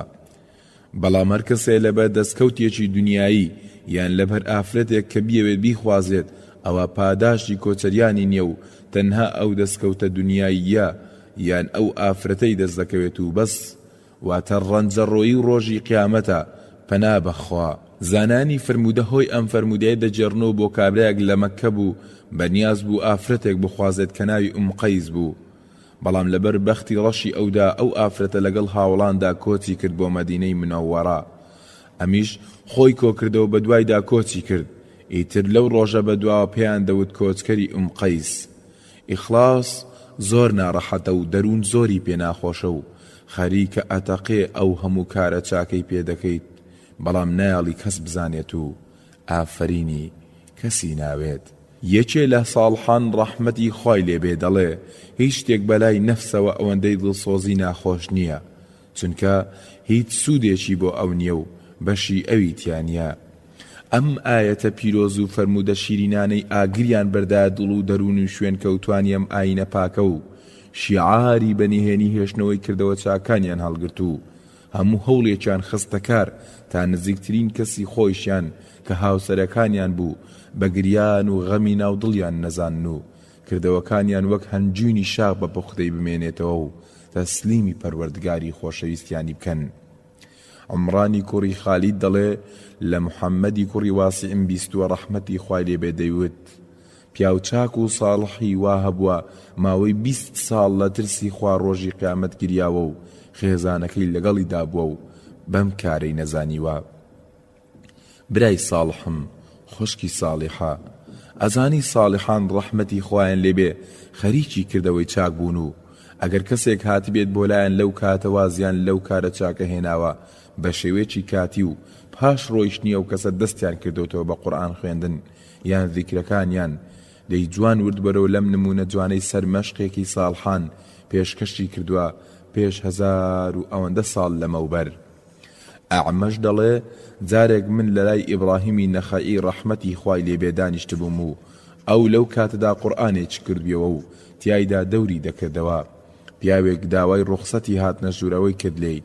مامۆستا ئیبراهیمیش پێش ئەوەی پیاوەکە بێتە ژوورەوە قورئانەکەی داخستەوە و ڕووی تێکردم و پێوتم بۆیە وا دەکەم تا ئەم پیاوە وا نەزانێت من هەموو سەعاتێ قورئانی تێدا دەخوێنم. ساڵحان هەر بەوەوە نەوەستاون کە کردەوەی چاچی خۆیان شاردۆتەوە لە ترسی ڕووپامای و ڕیابازی، بەڵکو ئامۆژگاری دەوروبەری شیان دەکەن تا لە پەتای ترسناچی ڕیا خۆیان بەدوور بگرن. حەسەنی بەسری ڕەحمەتی خوای لێبێ دەڵێ جارێکیان ڕجای کوڕی حەییوە ڕەحمەتی خوای لێبێ پیاوێکی لە کاتی بەیاندا بینی خەوە نوچکە دەیبردەوە، پێیوت ئاگات لە خۆت بێت خوا عەفوت بکات، با خەڵکی وا گومانت پێ نەبن کە ئەم خەوە نوچکەیەت لەوەوەیە کە ئەم شەو نخۆنیت کردووە و هەر شەو نوێژت کردووە. بەوە کارەکانش خواناسی و کردەوەکانت دەشۆرێتەوە. دەڵێن جارێک حەسەنی بەسری ڕەحمەتی خوای لێبێ ئامۆژگاری خەڵکی دەکرد، پیاوێک هەناسەیەکی قوڵ و دوور و درێژی هەڵکێشا. ئیمام حەسەنیش پێی فەرموو ئەی برازاکەم مەبەستت چی بوو لەو کارەی کردت؟ چونکە ئەگەر ڕاست بێ و لە دڵۆ دەرچوو بێ ئەوە خۆتت دەرخستووە، خۆگەر لە دڵیشۆ نەبوو بێ و بە درۆ بوو بێ ئەوە خۆتت لەناو بردووە. براکەم خەڵکانی پێش ئێوە لە نهێنی و چۆڵدا کاری چاکەیان کردووە و کەس گوێی لە دەنجی نەبووە، یان کەسی وا هەبووە هەموو قورئانی دەور کردوتەوە و دراوسێکی ئاگای لێ نەبووە. ئیمام حەسەنی بەسری دەڵێ دەجێڕنەوە سەعیدی کوڕی جوبەیر ڕەحمەتی خوای لێبێ پیاوێکی بینی بوو لە نوێژدا خۆی مراندبوو، گوایە خشوعی هەیە.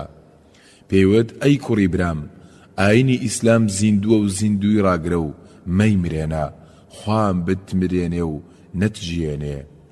سوفیان دەڵێ کردەوە چاکەکانی ڕەبیع هەمووی بەنهێنی ئەنجام دەدا و هەر کاتێ لە کاتی قورئان خوێندندا یەکێ بەهاتایە بۆ لای یەکسەر جلەکانی خۆی دەدایە سەر قورئانەکەدا و دای دەپۆش تا نەزانێت کە قورئان دەخوێنێت. ناڕەحەتترین شت لە لای مرۆڤ ئەوەیە کردەوەکانی بشارێتەوە لە ژن و منداڵەکانی، چونکە شارینەوەی کردەوە لە خەڵکی ئاسانە، بەڵام لە ماڵ و منداڵی خۆی بشارێتەوە زۆر قورسە. بەڵام ساڵحان ڕەحمەتی خوایان لێبێ لە ترسی ئەوەی ڕیای تێکەڵ نەبێت بە دزی ماڵۆشیانەوە بەڕۆژوو بوون. ئەمە سەرمەشقێکی تری ساڵحانە و ناوی عەمری کوڕی قەیسی مەلائیە و بزانین بە چ هونەرێک نەیهێشتووە بزانن بە ڕۆژوەکانی چۆن شاردوەتەوە. ئیسحاقی کوڕی خەف دەڵێ زانای خواناس عەمری کوڕی قەیسی مولایی ڕەحمەتی خوای لێبێ 20 ساڵ ڕۆژی گرتووە و هەوڵی داوە ماڵەکەی خۆشی بەم چاکەی نەزانن، بەم هەنگاوەی کە خواردنەکەی خۆی دەبرد بۆ دوکان و لەوێش دەیکرد بە خێر و خۆی نانی نەدەخوارد و بە ڕۆژوو دەبوو، ماڵەوەشی هەستیان پێ نەدەکرد. وا دیارە ئەم نەخۆشیە کوشندەیە بە ئاسانی لە کۆڵی خواناسان نابێتەوە مەگەر زۆر زۆر ئاگاداری ئەو کردەوە جوانانە بن کە دەیکەن و ڕیایی تێکەڵ نەکەن. لەم وانەیەدا ئیبن الأعرابی بە شێوازێکی کاریگەر دەیەوێت لەو پەتایە ڕزگاریان بکات و بزانین چیمان پێدەفەرمێت. ئەبوو بەکری ڕازی دەڵێ لە ئیبن الأعرابیم بیست دەیفەرموو خەسارۆدمەندترین خەسارۆدمەندان ئەو کەسەیە کە کردەوە جوانەکانی لەبەر چاوی خەڵک دەکات و کردەوە ناشرینەکانیشی لەبەر چاوی ئەو کەسەی کە لە خوێن بەرەکانی لەش نزیکترە لێوە دەیکات. گەندەڵی ڕووی لەم جیهانە پێشکەوتۆ مادەی ئەم ڕۆمان کردووە، کەس بەردێک ناخاتە سەر بەردێک تا سوپاسنامێک یان ئافرینێک یان شاباشێک نەکەیت بە گیرفانیدا. بەڵام ئای کە پێویستمان بە زیندوو ڕاگرتنی ئیخلاس و دڵسۆزیە. ئیخلاس و دڵسۆزیش لە فرۆژگەی ئیسلامی عەزیزدا دەست دەکەوێت و بەس. خواناسی و ڕۆژوو نوێژ و حەج و زەکات بەرپا دەکات بەبێ ئەوەی کەس زۆری لێ بکات، خێر و دەست بڵاو و کەسیش پێی نازانێت، دڵی پاک ڕاگرتووە و ڕقی لە کەس نییە و حەسوودی بە کەس نابات بەبێ ئەوەی کەس چاودێر بێ و بەسەر دڵیەوە جگە لە خودای پەروەردگار. ئای کۆمەڵگەی ئینسانی پێویستیان بەم کاڵا گران بەهایە هەیە کە ئەوە عەلی کوڕی حوسێنی کوڕی عەلیە خوا لێیان ڕازی بێ، بەم دەست و بەو دەست و بەنیهێنی لە شەوەکاندا و پارەی دەنال بۆ بێوەژن و نەدارەکانی شاری مەدینەی پڕ لە نور و ئەمە چۆن زاندراوە کە ئەم بەهەستاوە بەو کارە. محەممەدی کوڕی ئیسحاق دەڵێ کۆمەڵی خەڵکی شاری مەدینە پارەیان بۆ دەهات و ژیانیان پێدەبردە سەر بەخۆشی، بەڵام هەرچیان دەکرد نیان دەزانی چێوە خێر و مەندێکی ئاوا مەزنە و حەز ناکات کەس پێی بزانێت و سوپاسی بکات و لەکوێوە دێت و بۆیان نیان دەزانی. بەڵام ئەو ڕۆژەی کە عەلی کوڕی حوسێن ڕەحمەتی خوای لێبێت کۆچی دوایی کرد، دەبینین لەو ڕۆژە بەدواوە ئەو هاوکاریان نەما بەوەدا زانیان کە عەلی بووە لە شەودا گەڕاو بەسەریاندا و هەر ماڵە و تورەگەیەکی بۆ هەڵداوەتە ژوورەوە. براو خوشکەکانم، هەرگیز نەڵێن من دڵی خۆم دەناسم و لە ڕیاکاری خاڵیە. سوپاس بۆ خوا لەبەر ئەم و ئەو هیچ چاکێک ناکەم و تەنها لەبەر خاتری خوا و ڕەزامەندی ئەو دەیکەم. ئیتر بە ڕۆژوو بێت لەم لاو لەولا باسی دەکات و ئەگەر قورئان خوێن بێت دەڵێت لە خەتمەکەمدا لە فڵان شوێنەدام، یعنی من بەردەوام ختم دەکەم. ئەوەی زۆر بێخەم بێت لە ڕیا و ڕووپامایی ئەوە نزیکترین کەسە لێوە، وەک ئەبی لوبابە خوا لێ ڕازی بێت ئەم ڕاستیە دەدرکێنێت و پێمان دەڵێ. ئەبوو عەمری الئەوزاعی دەجێڕێتەوە لە عەبدی کوڕی ئەبی لوبابە خوا لێ ڕازی بێت و دەڵێ نزیکترین کەس لە پەتای ڕیابازیەوە ئەو کەسانن کە بێخەمن لێی و وا دەزانن ڕیا زۆر دوورە لێیانەوە و بۆ ڕیا هەرگیز هیچ چاکێک ناکەن. دەرمانخانەی سەرمەشقانمان لە پیاوچاکان و ساڵحانی ئەم ئومەتە پڕ لە نمونەی کردەیی دەربارەی شارینەوەی کاری چاکیان لە خەڵکی لە ترسی ڕیا و ڕووپامایی و هاوبەش پەیداکردنی بچووک بۆ خوا. ڕۆژێک حوذەیفە خوا لێ ڕازی بێت دڵی نەرم دەبێت و لە نوێژدا دەگری. ئەعمەش دەڵێت جارێکیان حوذەیفە ڕەحمەتی خوای لێبێت لە نوێژ دەستی کرد بە گریان و فرمێس ڕشتن. کاتێ لێبیەوە لە نوێژەکەی لای کردەوە دەبینێ پیاوێک سەیری دەکات و بە حاڵی زانیوە. بۆیە بە هەڵە داوان پێیوت ئەم شتێکی ئێستا دیت کە من گریام لای کەس باسی نەکەیت. منذیر لە زانای خواناز ڕەبیئی کوڕی خەیثەم دەجێڕێتەوە کە داوای کردبوو لە خێزانەکەی خۆی کە چێشت و گۆشتێکی خۆش لێ بنێ. ئەمەش سیر بوو لەلایەن چونکە زۆر بە دەگمەن داواکاری ئاوای لێ کردبوون. ئەوانیش بە پێ خۆشحاڵی و دروستیان کرد و دەڵێ ئەویش ناردی بە دوای دراوسەیەکیدا کە نەخۆشیەکی لەگەڵدا بوو تا نانی لەگەڵدا بخوا. دەڵێ کاتێ و پیاوە نەخۆشە نانی دەخوارد لیک بەدەم و لێویدا دەهاتە خوارەوە. دەڵێ ماڵەوەی پیانوت چ پێویستی دەکرد ئەم خواردنە شاز و خۆشەمان پێ دروست بکەیت بۆی؟ خۆ ئەو هەر نازانی ئێستا چی دەخوات. ڕەبیع لە وەڵامدا فەرمووی دەخوای عەزەوەجەلە خۆی دەزانێت. خواناسێکی تر ناوی ئەبوو حازمە و وانەیەکی کورت و پوختمان دەداتێ و لەم بارەوە پێمان دەڵێ. سوفیانی کوڕی سەعید دەڵێ ئەبوو حازم ڕەحمەتی خوای لێبێت دەڵێ چاکەکانت بشارەوە و وەک چۆن گوناهەکانت دەشاریتەوە هەرگیز بەکردەوە چاکانی خۆتدا مەنازە، چونکە تۆ لە قیامەتدا بەختەوەر دەبیت یان ڕەنجەڕۆ نازانی. ئیبراهیمی سائح دەڵێ لە میسر بووم. ئیبراهیمی کوڕی ئەدهەم ڕەحمەتی خوای لێبێت پێیوتم ئەی ئەبا ئیسحاق زۆر بەنهێنی خواناسی بکەتە لە ڕۆژی قیامەتدا لە ناکاودا بۆ خەڵکی مەحشەر دەرکەویت کە ساڵحان بوویت لە دنیادا. ئایا تۆش پێت ناخۆشە و تووڕە دەبیت کاتێ هەواڵی شەو نوێژ و ڕۆژە سونەتەکانت لێ بپرسن؟ یان خۆشحاڵ دەبیت و بە زیادەوە بۆیان باز دەکەیت؟ دەیگوێ بگرە بۆ پیاو چاکەی مێژووی ئەم ئومەتە مبارەکە کە ناوی تەمیمی داریە ڕەحمەتی خوای لێبێ. یەزیدی کوڕی عەبدوڵڵا دەڵێ پیاوێک بە تەمیمی داری وت چەند ڕکات نوێژ دەکەیت لە شەودا؟ مامۆستا تەمیم ڕەحمەتی خوای لێبێ زۆر زۆر تووڕە بوو. پاشان وتی سوێن بەخوا یەک ڕکعات نوێژ بکەم لە ناو جەرگەی شەودا و بەدزی هەمووانەوە لەلام باشتر و پێم خۆشترە لەوەی شەوەکە بە تەواوەتی شەو نوێژ بکەم و بەڵام بەیانی باسی بکەم بۆ خەڵکی. ئەمەش عامری کوڕی عەبدوڵڵایە ڕەحمەتی خوای لێبێت هەمان وانەمان پێدەدات بەڵام بە شێوازێکی تر و زۆرێکی تر. عەبدوڵڵای کوڕی شەخیر دەڵێ لەگەڵ هاوڕێکانمدا دەچوین بۆ ماڵی مامۆستا عامری کوڕی عەبدوڵڵا ڕەحمەتی خوای لێبێت. لە سوژدەگاکەی ماڵەوەیدا بۆ خۆی نوێژی دەکرد و هەر کاتێ بیزیانەیە هاتوین بۆ لای نوێژەکەی کورد دەکردەوە و سەلامی دەدایەوە و دەهات بۆ لامان و پێی دەوتین بۆچی هاتون؟ چونکە زۆر پێی ناخۆش بوو خەڵکی پێی بزانن نوێژ دەکات. برای مسلمانم خوشکی باوەڕدارم بە ئەم وەرزشە قورس و گرانە ئەنجام بدەین کە لە شناوکردن قورسترە کە لە غاردانە قورسترە، بەڵام ئەگەر نەیکەین خوا بە عیززەت و جەلالی خۆی سوێندی خواردووە تووشی بەڵا و فیتنێکی وامان دەکات کە حیلمی حەلیم نێڵێت. ئەو وەرزشەیش وەرزشی خستنەیەکی دڵ و زمانە. شێوازی خواناسی و بەنداتیمان لە نهێنی و ئاشکرادا وەک یەکی لێ بکەین و ئەگەر لە نهێنیدا زیاتر بێت ئەوە باشی باشترە. دەیبا گوێ بگرین بۆ ئەو کابرایی لە کۆڕێکی محەممەدی کوڕی کەعبدا چی وتوە. ئەبوو مێعشەر لە محەممەدی کوڕی کەعبی قەرضیەوە دەیجێڕێتەوە پیاوێک هات بۆ لامان وتی لە کتێبە ئاسمانیەکانی پێشتردا هاتووە و دەڵێ خوای گەورە کۆمەڵێ بەندەی هەیە زمانیان لە هەنجین شیرنترە بەڵام دڵیان لە ئارامگرتن تاڵترە. جلوبەرگی نەرمونیانیان کردووە بەبەری خواندا لە ڕێگەی دینەوە دنیا دەدۆشن و بەسەر دینەوە دنیا خۆری دەکەن. خوا دەربارەیان دەفەرموێت بە من دەوێرن، من دەخەڵەتێنن، دەی سوێن بە عیززەت و جەلالی خۆم دەبێت تووشی فیتنە و ناڕەحەتیەکیان بکەم کە شیرمەندانیش سەری لەبەر دەرنەکەن و سەرگردان بن. کەعبی کوڕی محەممەدیش فەرمووی لە قورئانی پیرۆزیشداها شێوەی ئەمە هاتووە و دەفەرمێت خەڵکانی واهەیە قسەی خۆش و زمانی شیرینیان سەرسامت دەکات، بەڵام خوا شاهیدا دڵیان کرمنە و پڕە لە ڕق و کینە و ناحەزی.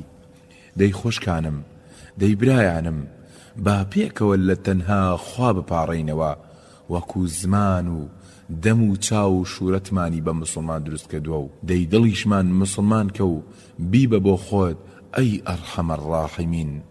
خوایە لە دنیا لەسەر هەموو ناڕەحەتی و نەداری و سوکایەتێکمان ئارام دەگرین، بەڵام داوات لێ دەکەین تۆ عیززەت و جەلالی خۆت لەو کەسانە نەبین لە ڕۆژی قیامەتدا و لەبەر چاو ملیارەها بەشەر کارتی نامەی کردەوەکانمان پێدرێنین و بڵێین ئەو هەموو سەدیانە هێناوتە حسێب نەکراوە و تۆ ڕاستبیت. پەنا بەخوا دەیتخوا لەم وتەی ئەبوو عمران ورد بەرەوە و پاشان هەوڵدە لە نهێنیدا خوا زیاتر بپەرستی تا بە ئاشکرا و لەناو خەڵکیدا. جعفەر دەگەڕێتەوە و دەڵێ ئەبوو عمرانی جوفی ڕەحمەتی خوای لێبێت بۆی باسکردین و دەیوت کاتێک فریشتەکان کردەوەکانمان بەرز دەکەنەوە بۆ لای پەروەردگار خوای عەزەوەجەل دەفەرمێت ئەو لاپەڕانە بدڕێنن لای بن، فریشتەکانیش سەرسام دەبن و دەڵێن ئەی خوای گیان کردەوەی چاک و وتەی خێری وتووە و ئێمەش بۆمان نووسیوە. ئەویش دەفەرمێت ڕاستە کردوویەتی، بەڵام مەبەستی ڕەزامەندی من نەبووە و تەنها لەبەر خاتری من نەیکردووە. پاشان دەفەرمێت بۆ فڵان کەس دوو قات ئەو کردەوە چاکەی بۆ بنووسن. دیسان فریشتەکان سەرسام دەبنەوە و دەڵێن خوایە ئاخر هیچی نەکردووە.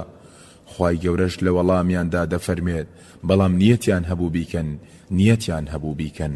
مەرجی ساڵحان زۆر قرسن تا لە ناو کاروانە مبارەکەیان وەرمان بگرن و دەبێت زۆر بە وردی و بە ئاگاداریەوە چاکە بکەین و بچووکترین نیەتی تری تێکەڵ نەکەین، نەک هەر ئەوە. بەڵکو شەیتان لە ڕێگەیەکی واوە بۆمان دێت کە خۆمان هەستی پێ ناکەین و بە گوناهی نازانین وەک ئەم دوو مەرجەی ساڵحان. موسای کوڕی جەعفەر دەڵێ بیسم لە سوفیانی کوڕی عوەینەوە ڕەحمەتی خوای لێبێت کە دەیفەرموو ڕۆژێکیان هەستم کرد دڵم نەرم بوو بۆ خوا و گریانم بۆ هات لە ترسی پەروەردگارم. پاشان لە دڵی خۆم داوتم چەند خۆش بوو ئێستا یەکێ لە هاوڕێکانم لەگەڵمدا بوایە و پێکەوە بگریایینایە و ئەویش وەک من دڵی نەرم ببوایە. بەدەم ئەو خەیاڵەوە چاوم چوە خەو و لە خەومدا یەکی هات بۆ لام و شەقێکی سووکی تێهەڵدام و پێیوتم سوفیان بڕۆ پاداشت لەو کەسە وەربگرە کە ئاواتە خواز بووی لێرە بوایە و تۆی بدیایە بەم حاڵەوە. مەرجی گەورەی ساڵحان ئەوەیە کە بەدزیەوە خواناسی و شەو نوێژ بکەیت و خۆشوع بنوێنی و نوێژی درێژخایەن بکەیت و ڕۆژوو بگریت و ماڵ و بەخشیت و ئەبوو ئومامە لەم بارەیە وانەیەکی زۆر گەورەمان دەداتێ لە ڕێگەی ڕستەیەکی بەسوودەوە. هاوڵی پێغەمبەر صلی الله علیه وسلم ئەبوو ئومامەی باهیری خوالێ ڕازی بێت وەک عادەتی هەموو هاوڵان لە دوای مردنی پێغەمبەرمان صلی الله علیه وسلم کاری بانگەواز و تێگەیاندن و ڕاستکردنەوەی مسلمانانیان لە ئەستۆی خۆیان گرتبوو. ڕۆژێکیان لە مزگەوت بوو دەبینی یەکێ لە نوێژگەران بە کۆڵ لەناو سوژدەدا دەگریا. ئەمیش بە ئەسپایی چپانی بە گوێیدا و پێیوت هێی تۆ ئەی براکەم بریا ئەم کارە گەورە و جوانت لە ماڵەکەی خۆتدا بکردایە و کەس ئاگای لێ نەبا. بەڵێ خوشکان و برایانی بەڕێز و خۆشەویست و زێدە ئازیزم، هەر کەسێ خوا بۆی بکات و لە ماڵەکەی خۆیدا گریانی بێت و شەو نوێژ بکات و قورئان بەبەردەوام ختم بکات و لێوەکانی بە ذیکرەوە خەریک بن، مەرجی سەرەتایی ساڵح بوونە و نیشانەی چاکبوونەوەی لە نەخۆشی کوشندەی ڕیابازی.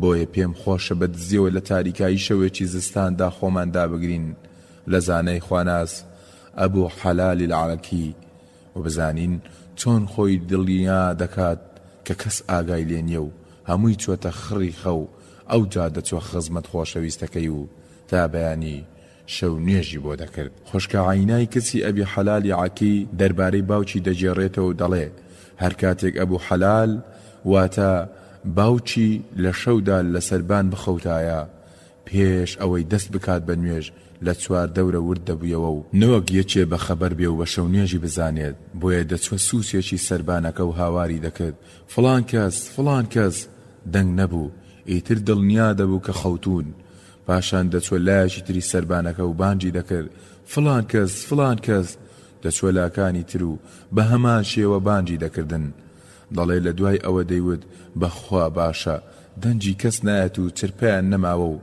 ئەم ئاەتەی دەخوێن هل تحس منهم من أحد أو تسمع لهم ركزا پاش ئەوە ئینجا دەستی دەکرد بە شەو نوێژکردن ئەی برای مسلمانی دوکاندار ئایا تۆ لە دوکان قورئان دەور دەکەیتەوە دەیخۆ هەموو کەس بەو کارە چاکت دەزانێت و لە ڕیابازیەوە نزیک دەبیتەوە دەی بۆ چارەسەری ئەمە سەرێک بدە لە پیاو ساڵحەت دوکاندارەکان کە ناوی حەسانە و بزانە چی دەکات تا ڕیا نزیک نەبێتەوە عەممارەی کوڕی ڕازان دەڵێ خواناس و پیاو چاک حەسانی کوڕی ئەبی سینان ڕەحمەتی خوای لێبێت بەیانیان دوکانەکەی دەکردەوە و قەڵەمەکە و مڕەکەبەکە و دەفتەر و قەرز و حساباتەکەی لە بەردەمی خۆیدا دەکردەوە و پەردێکی دادەدایەوە و لە پشتەوە دەستی دەکرد بە نوێژکردن هەر کاتی هەستی بکردایەکێ بۆ دوکانەکەی دێ نوێژەکەی بە پەلە تەواو دەکرد و دەستی دەدایە قەڵەم و دەفتەرەکەی تا ئەو کڕیارەوە بزانێت خەریکە ئیساب و کتابی دوکانەکەیەتی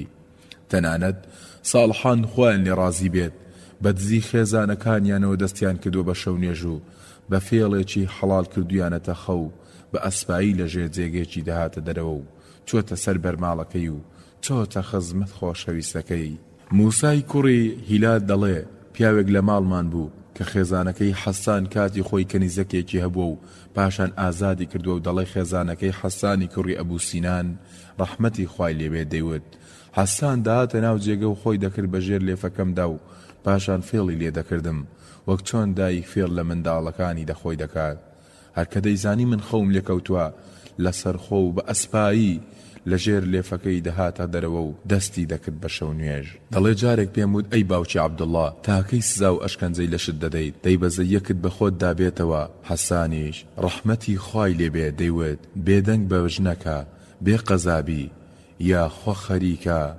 وام لێدێ بە جۆرێ هەستمەوە بۆ شەو نوێژ کە تا ماوەیەکی زۆر وازی لێ نەهێنم و بەردەوام بم لەسەری برای خۆشەویست و خوشکی داوێن پاکم زۆر ئاگاداری پوختەکردنی کردەوە چاکانمان بین و لە بەرخاتی خوا چونکە لە ڕۆژی قیامەتدا خوای گەورە یەک ئەیدا بەم دی و ئەو دیودا و ئەگەر ئیخلاسی تێدا بوو دەفەرمێت بیخەنە ئەو لاوە و ئەگەر ڕیای تێکەڵ بوو دەفەرمێت لای بن بیخەنە ئەو لاوە و ئەوە لەبەر من ئەنجامی نەداوە و وەری ناگرم و بیبەن بۆ لای ئەو کەسەی کە بۆی کردووە با ئەو پاداشتی بداتەوە پێغەمبەری خوا صلی الله علیه وسلم فەرموویەتی لە ڕۆژی قیامەتدا کردەوەکانی بەنی ئادەم دەهێنرێتە بەردەمی خوای عەزەوەجەل لە ناونامەی کەبزکرا و مۆرکراودا دەفەرمێت ئەمەیان وەرگرن بەڵام ئەمان فڕێدەنە ئەو لاوە فریشتەکانش دەڵێن سوێند بەخوا لە چاکەکردن بەو لاوە هیچی ترمان لێ نەدیوە خوایش لە وەڵامدا دەفەرمێت ئەو کردەوانەی بۆ من نەکردووە و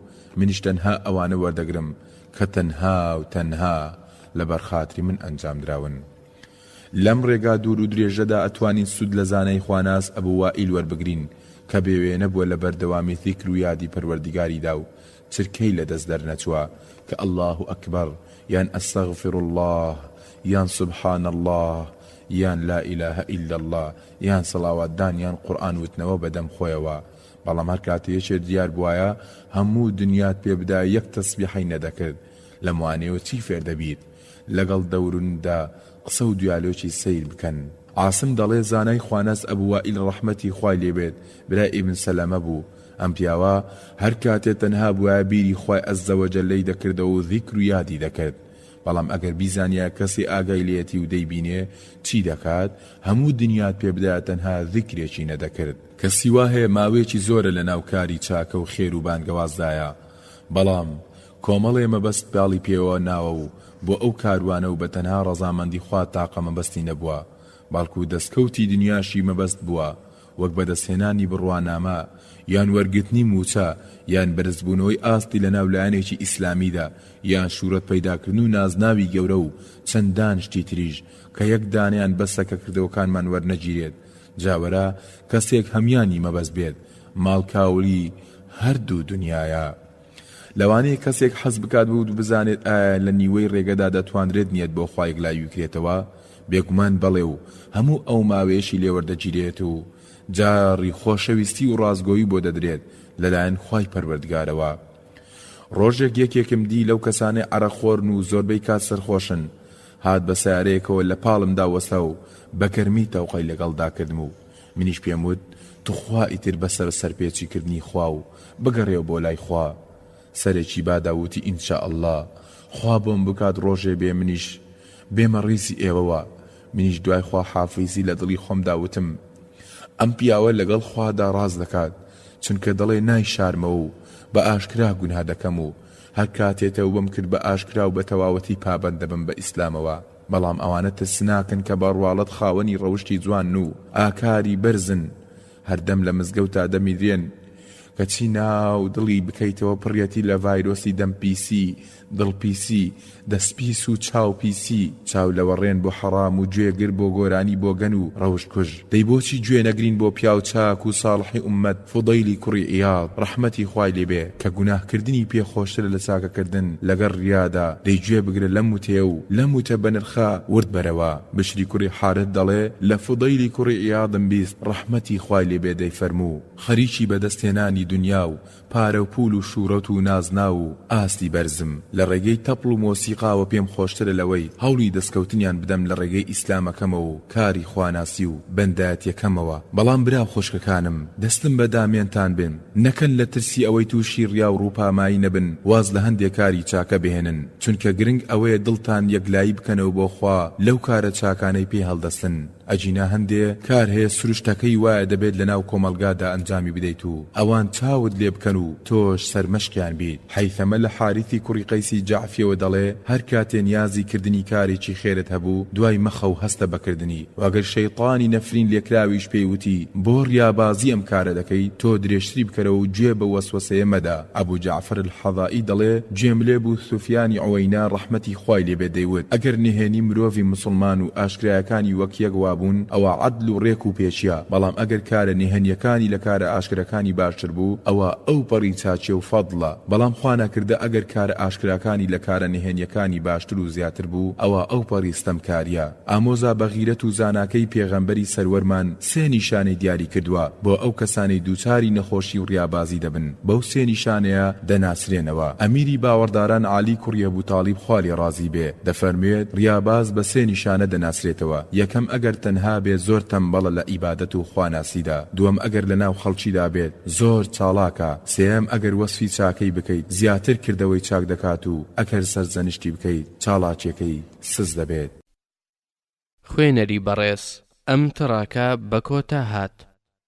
گەیشتین بە خاڵی شەشەم ساڵحان خۆیانیان لە غەیبەت پاراستووە. برای مسلمانم خۆشکی پاک داوێنم کە مادەم بە نیازیت بکەویتە دوای کاروانە پڕ لە نورەکەی ساڵحان تا بۆت دەکرێت خۆت لە باسکردنی مسلمانان لە پاشە ملە و واتە غەیبەتکردنیان بە دوور بگرە. لە هەمووی ترسناکترەوەیە کە خوای گەورە لە سوڕەی ئەلحوجراتدا بە شێوەیەکی واقێزەونی کردووە کە هەر کەسێک بیبیستێت غەیبەتی لە بەرچاو دەکەوێت و هیچ کاتێک نزیکی ناکەوێتەوە. خوای گەورە لە قورئانەکەیدا دەفەرموێت ولا تجسسوا ولا يغتب بعضكم بعضا أيحب أحدكم أن يأكل لحم أخيه ميتا فكرهتموه واتقوا الله إن الله تواب رحيم. واتە ئەی دەستەی باوەڕداران غەیبەتی یەکتری مەکەن و لە پشتەملە باس یەکتر مەکەن، چونکە ئایا پێتان خۆشە گۆشتی برا مسلمانەکەتان بخۆن بە مردوویی؟ ئەوەتان زۆر پێ ناخۆشە و ئێڵنجتان دێت. دەی لە خوا بترسن و لە غەیبەتکردنیش ئێڵنجتان بێت. بەڕاستی خوا لێوەرگری تەوبە و بەسۆزە. خۆشکان و برایان هەیاران وەرن با پێگەوە لەگەڵ سەروەرمان صلی الله عليه وسلم و جبریلدا سەلامی خوای لەسەر بێت و لە شەوی معراجدا سەردانێکی ئاگری جەهەنەم بکەین. بزانین ئەوانەی غەیبەتی خوشک و براکانیان دەکەن لەوێ دەبیندرێن، بزانین وەزئیان چۆنە. ئەنەسی کوڕی مالی خواری ڕازی بێت دەفەرمێت پێغەمبەری خوا صلی الله عليه وسلم فەرمیەتی کاتێک پەروەردگارم بەرزی کردمەوە بۆ لای خۆی لە کاتی میعراجدا دام بەلای کۆمەڵێک کەس دانینۆچیان مس بوو دەم و چاو و سینجی خۆیان پێدەڕنی و وتم ئەی جیبریل ئەمانە چێن بۆ وا دەکەن فەرمووی ئەمانە ئەو کەسانن کە گۆشتی خەڵکی دەخۆن و زەمیان دەکەن و غەیبەتیان دەکەن جا دەستم بە دامێنتان بێت ئەی خوشکان و ئەی برایانم نەستنە ڕیزی گۆشتخۆرەکان مەبەستم ئەو کەسانە نییە سەیرانی زۆر دەکەن و گۆشتی چاک دەبرژێن بەڵام گەورەزانەی سەرمەشقمان پێناسەیەکی تری دەکات محەممەدی کوڕی عوبێدی تەنافوسی دەڵێ لە خزمەت سوفیانی ثەوریدا بوون ڕەحمەتی خوای لێبێت لەو کاتەدا پیاوێک هاتووتی ئایا ئەو فەرمودەیەی کە تیایدا هاتووە خوای گەورە ڕقی لە خانەوادە گۆشتخۆرەکانە مەبەستی لەو کەسانەیە کە گۆشتی زۆر دەخۆن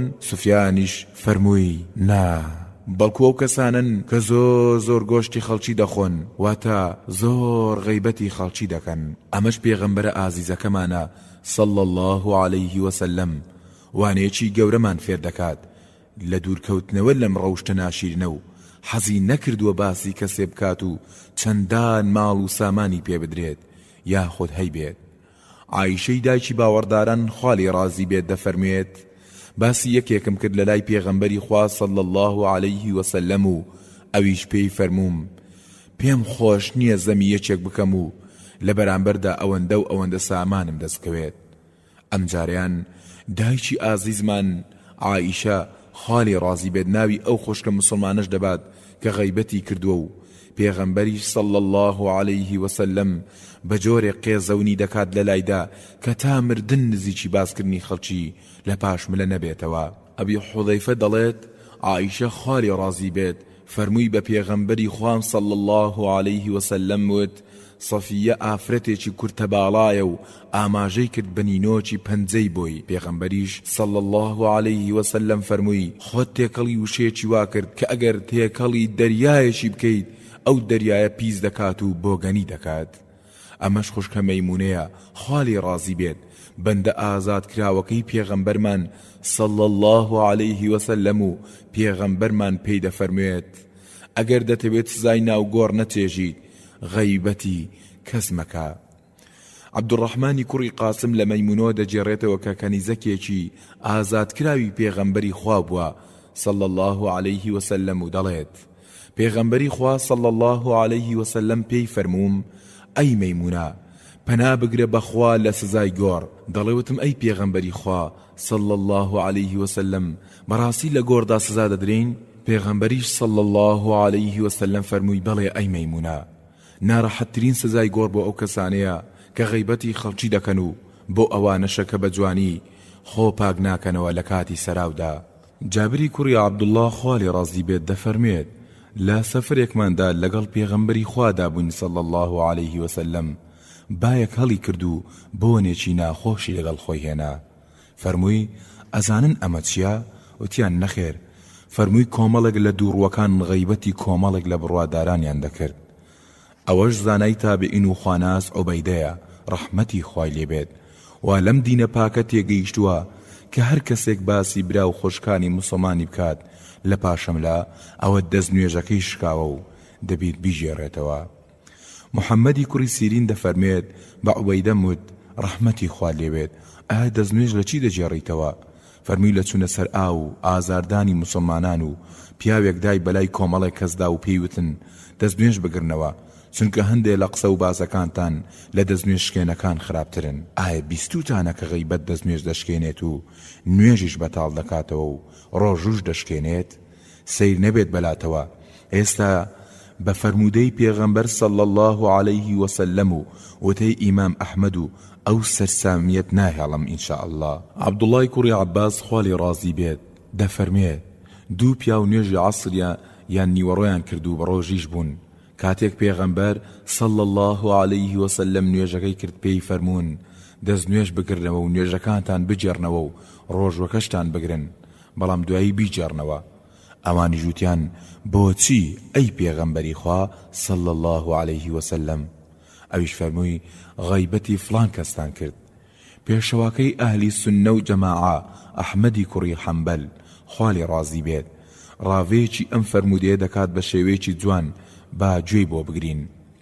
ئیمام ئەحمەدی کوڕی حەمبەل ڕەحمەتی خوای لێبێت فەرمانی داوە بە دەست نوێژگرتنەوە و دووبارەکردنەوەی نوێژەکە ئەگەر غەیبەتی کەسێکی کردبوو بەو دەست نوێژەوە یان لەبەر ئەوەی ئازاری دڵی مسلمانێکی داوە و ئەو کارش دەبێتە هۆی لێخۆشبوونی گوناهەکەی و خوایش باشتری لێ دەزانێت.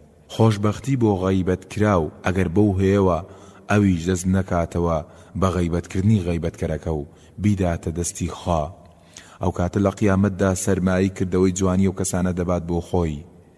ئیمام ئەبوو عەمری عەوزاعی ڕەحمەتی خوای لێبێت دەفەرمێت بیستومە کە لە ڕۆژی قیامەتدا بە بەندەیەک دەوترێت هەستە بڕۆ حەقی خۆت لە فڵان کەس بکەرەوە، ئەویش دەڵێ هیچ حەقێکم لەلای نییە و پێی دەڵێن بەڵێ حەقت لایەتی، چونکە لە ڕۆژی ئەوەندەی ئەوەندەدا فڵان باسی تۆی کرد و غەیبەتی کردیت.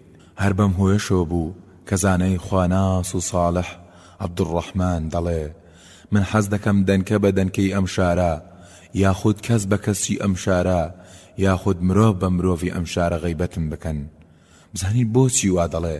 عەبدوڕەحمانی کوڕی ڕاستە دەڵێ گوێم لێبوو مامۆستا عەبدوڕەحمانی کوڕی مەهدی ڕەحمەتی خوای لێبێت دەیفەرموو ئەگەر لەبەر ئەوە نەبوایە پێم ناخۆشە سەرپێچی پەروەردگار بکرێت ئاواتم دەخواست یەک بێکی ئەم شارە غەیبەتیان بکردمایە.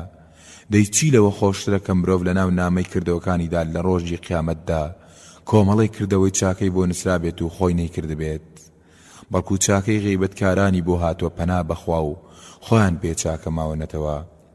جا خوشک و براکانم لەم کاروانە مبارەکەدا وەرناگیرێین تا وەک زانا ساڵحەکەی سەردەمی تابعین محەممەدی کوڕی سیرین ڕەحمەتی خوای لێبێت لێنێت و لە ورترین قسەماندا لە غەیبەتکردن خۆمان بپارێزین. تەوقی کوڕی وەهەب دەڵێ چوون بۆ خزمەت محەممەدی کوڕی سیرین و حاڵی نەخۆشی خۆم بۆ باس کرد و ئەویش فەرمووی ئەبینم سکاڵای ئێش و ئازارت دەکەی، تم بەڵێ فەرمووی بڕۆ بۆ لای فڵان پزیشک ئەو شارە زاترە لە ئەو، پاشان فەرمووی خوایە داوای لێبوردن دەکەم وا ئەزانم غەیبەتی یەکەمم کرد.